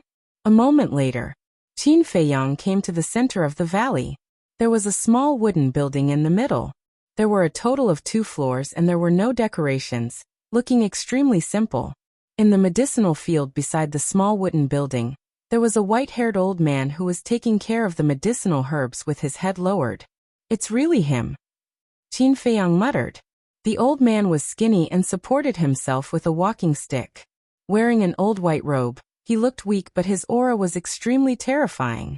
Black Robe landed in front of the old man and said respectfully, Master, Ancestor Mu is here. Master. Qin Feiyang's eyes widened. I got it. The old man chuckled but did not raise his head, and continued to take care of the medicinal herbs. The black leopard turned to look at Qin Feiyang before rising into the air and flying out of the valley. Qin Feiyang looked at the pavilion master of the trading pavilion and did not know what to do for a moment. Therefore he stood at the side and looked at him silently. A moment later, the pavilion master of the trading pavilion was finally done with his work. He stood up with his walking stick and looked at Qin Feiyang with a smile. Young friend, we meet again. Greetings, senior. I hope you don't take offense at my sudden visit. Qin Feiyang cupped his fists. The pavilion master of the trading pavilion waved it off. You're too polite. It's my honor to be a guest here. When he saw how polite the old man was, Qin Feiyang felt a little embarrassed and asked, Senior, how did the black leopard know who I was? The pavilion master of the trading pavilion said, It's not just the black leopard. The emperor beasts outside the valley know as well. The more Qin Feiyang listened, the more confused he became. The pavilion master of the trading pavilion smiled again. I told them that if you came here one day, they would bring you in directly. I see. Qin Feiyang nodded in realization. The pavilion master of the trading pavilion said, Young friend, you didn't come from afar just to visit an old man like me, right? Qin Feiyang said, I'm sure there's a private matter that I want to discuss with you. Then let's talk inside. The pavilion master of the trading pavilion led Qin Feiyang into the small wooden building. In front of the wooden building, there was a small open space with some flowers and plants. There was also a round stone table and 2 stone stools. I never thought that as the pavilion master of the trading pavilion, senior, you would live such a simple life. Qin Feiyang shook his head and smiled. I'm already so old. What else can I do? Now, I just want to have some peace and quiet. The pavilion master of the trading pavilion smiled and pointed to the stone stools. Young friend, please take a seat. Qin Feiyang nodded and sat on the stone stools. The pavilion master of the trading pavilion asked with a smile while making tea. Young friend, your trip to Qinghai was quite smooth, right? Qin Feiyang said. Thank you for your concern, senior. It was quite smooth. The pavilion master of the trading pavilion said. Young friend, have you seen someone called Tanjing? Who is Tanjing? Qin Feiyang was suspicious. Tanjing died in his hands. Of course, he knew who it was, but he certainly could not admit it now. The pavilion master of the trading pavilion smiled and said, I heard from the chief pavilion master that the alchemy fire was snatched away by your big brother in the end. Tanjing should have died in his hands too. I don't know about that. Why don't I help you ask when I have time? Qin Feiyang said. That's not necessary. People have to pay a price for what they want. Young friend, please have some tea. The pavilion master of the trading pavilion smiled faintly and pushed a teacup in front of Qin Feiyang. Senior, you are detached from worldly affairs. I admire you. Qin Feiyang cupped his hands, then picked up the teacup and tasted it. Immediately, his eyes lit up and he praised, not bad. There is a faint fragrance of medicinal herbs in the natural tea fragrance. It has a unique flavor. Young friend, please look over there. The pavilion master of the trading pavilion pointed to the medicine field on the left. Qin Feiyang looked over and saw a small green tree growing in the medicine field. That was not a medicinal herb. It was a tea tree. Those are the tea trees that I cultivated myself when I had nothing to do. Although they are all ordinary tea trees, under the influence of the medicinal fragrance all year round, each leaf has a natural medicinal fragrance. I'm not bragging, but it tastes better than the so-called good tea outside. If you like it, I can give you some later. The pavilion master of the trading pavilion said with a smile. Thank you very much. Qin Feiyang was overjoyed. It seems that young friend is also a tea lover. The pavilion master of the trading pavilion smiled and retracted his gaze. He looked at Qin Feiyang and asked, Young friend, what are you here for this time?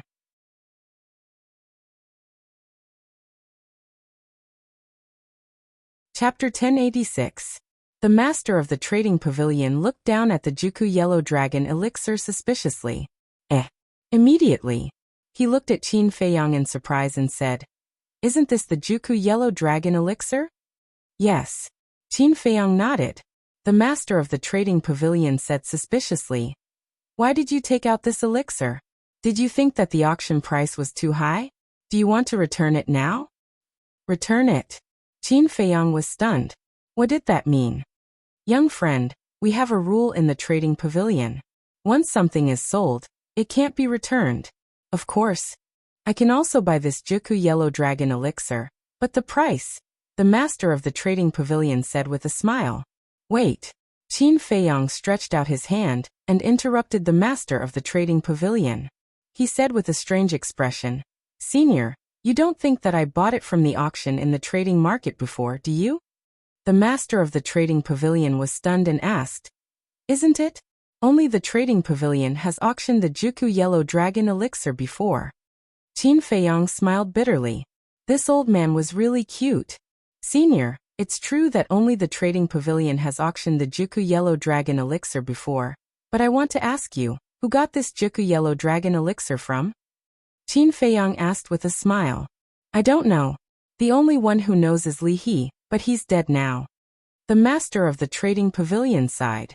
It was his biggest regret that he couldn't find the person who refined the Juku Yellow Dragon elixir. Qin Feiyang was helpless. He had made it so obvious, but the old man still couldn't see through it. This old man was too slow. He didn't talk nonsense and took out another Juku Yellow Dragon elixir. Young friend, you actually bid for so much back then? The master of the trading pavilion didn't understand Qin Feiyang's meaning and looked at Qin Feiyang in surprise. Qin Feiyang's face darkened and took out another elixir. Tisk tsk young friend, you're really rich.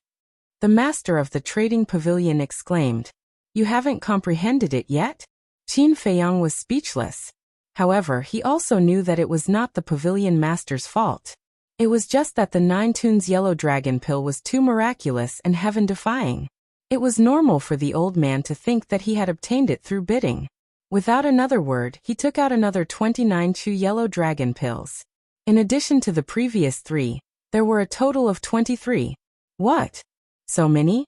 The transaction pavilion's pavilion master abruptly stood up and stared at the 23 9 melody yellow dragon pills on the table, dumbfounded. Suddenly, he recalled that he had never auctioned off so many Juku yellow dragon pills before. Could it be? He suddenly raised his head and stared at Qin Feiyang, saying in surprise, "Could it be that you were the one who gave Li his 9 Chu yellow dragon pill?" "That's right." Qin Feiyang nodded. "Where did you get it?" The transaction pavilion's pavilion master shuddered and asked hurriedly. He had not thought that it was refined by Qin Feiyang. He only thought that someone gave it to Qin Feiyang, or that Qin Feiyang found it by chance somewhere. Ugh! Qin Feiyang was speechless once more. "Young friend, I really want to know who refined the 9 Chu yellow dragon pill. If you're willing to tell me the truth, I'll definitely repay you with a generous gift." The transaction pavilion's pavilion master looked at Qin Feiyang pleadingly. Qin Feiyang said helplessly, "Senior, why don't you think about it? I'm the one who refined the 9 Chu yellow dragon pill." "You refined it?" The transaction pavilion's pavilion master was stunned and shook his head with a smile. "I have to admit that you're extremely talented in cultivation. However, I'm not looking down on you, but you definitely can't refine the 9 Chu yellow dragon pill." "Why?" Qin Feiyang asked curiously.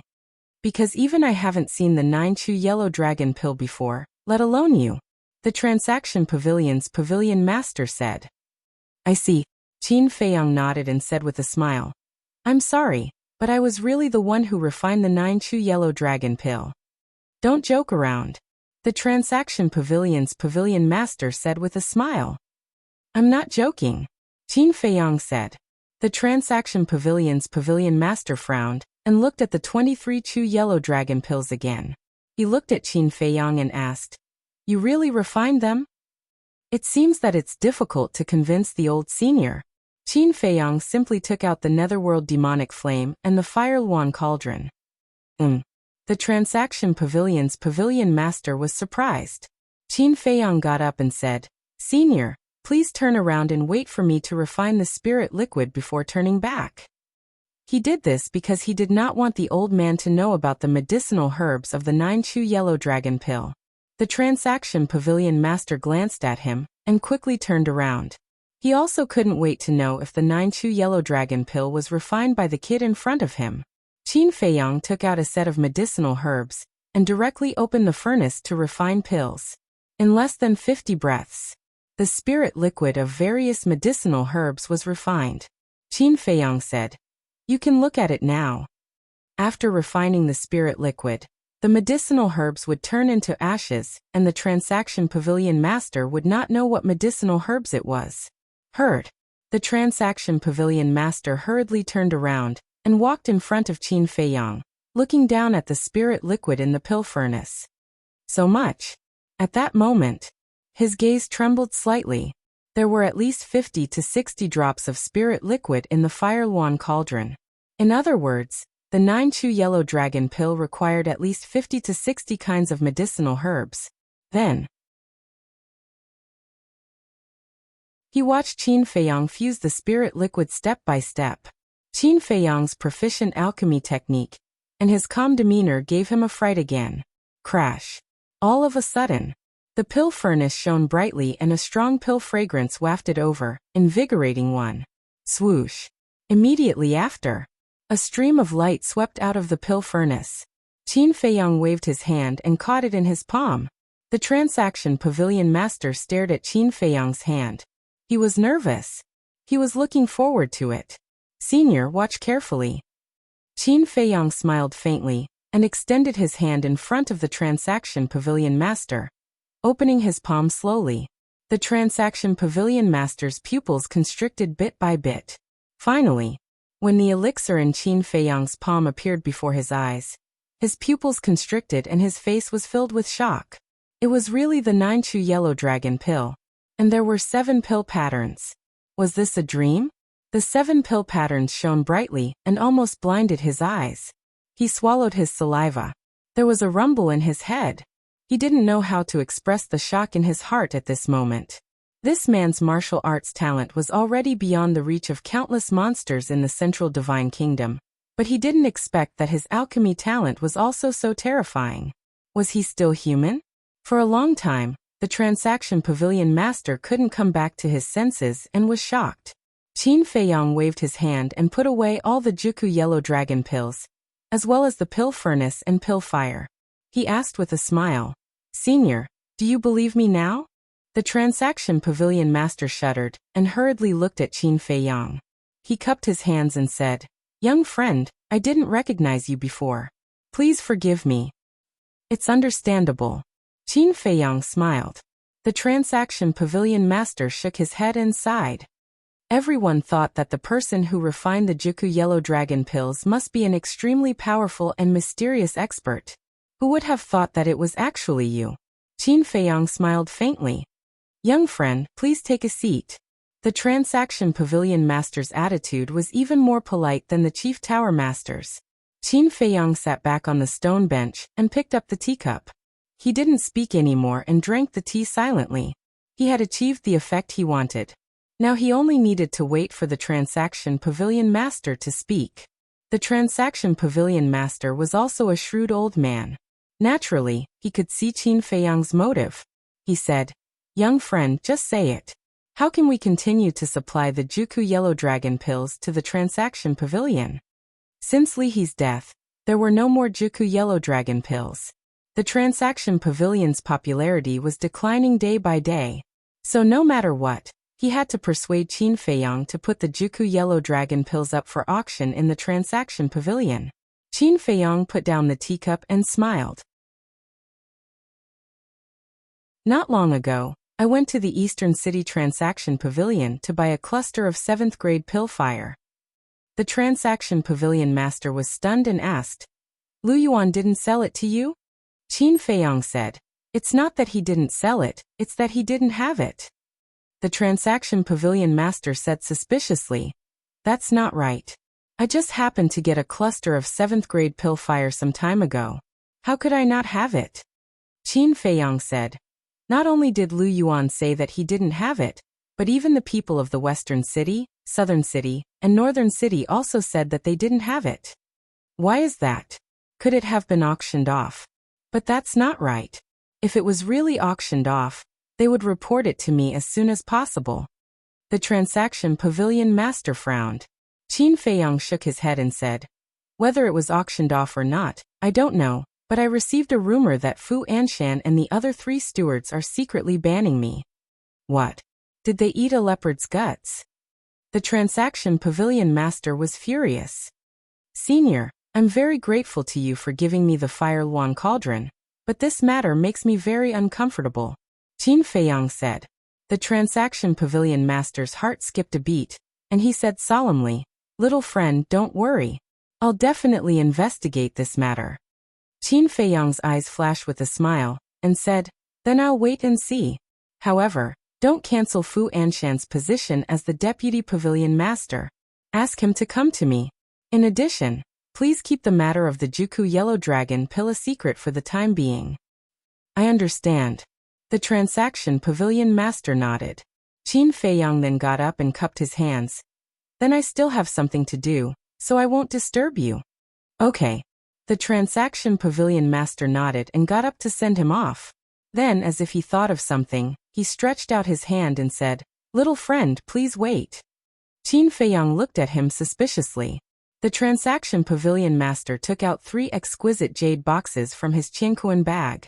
The jade boxes were the size of an adult's palm. "These are the tea leaves that I made myself. Please accept them." The Pavilion Master of the Trading Pavilion handed the 3 jade boxes to Qin Feiyang.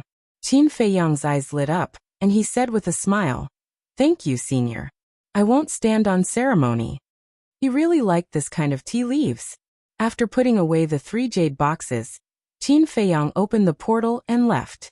When the portal disappeared, The transaction pavilion master's face sank, and he took out an image crystal. Buzz. Fu Anshan's figure appeared and bowed. Greetings, pavilion master. The transaction pavilion master said in a deep voice. Call Lu Yuan and the other two and come to me immediately. What's wrong, sir? Fu Anshan was surprised.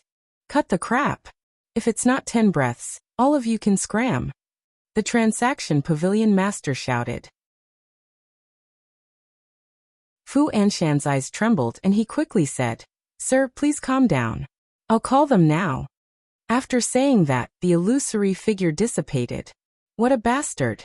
The transaction pavilion master was about to go crazy. You're tuning in to the Li Mei's Wuxia Whispers YouTube channel. We're so grateful for your support, and don't forget to subscribe to join us on this incredible journey through captivating stories. Your generosity through donations truly makes a world of difference, as it's the primary source of revenue that allows me to expand and enhance this channel for you. Thank you from the bottom of my heart for being a part of this adventure.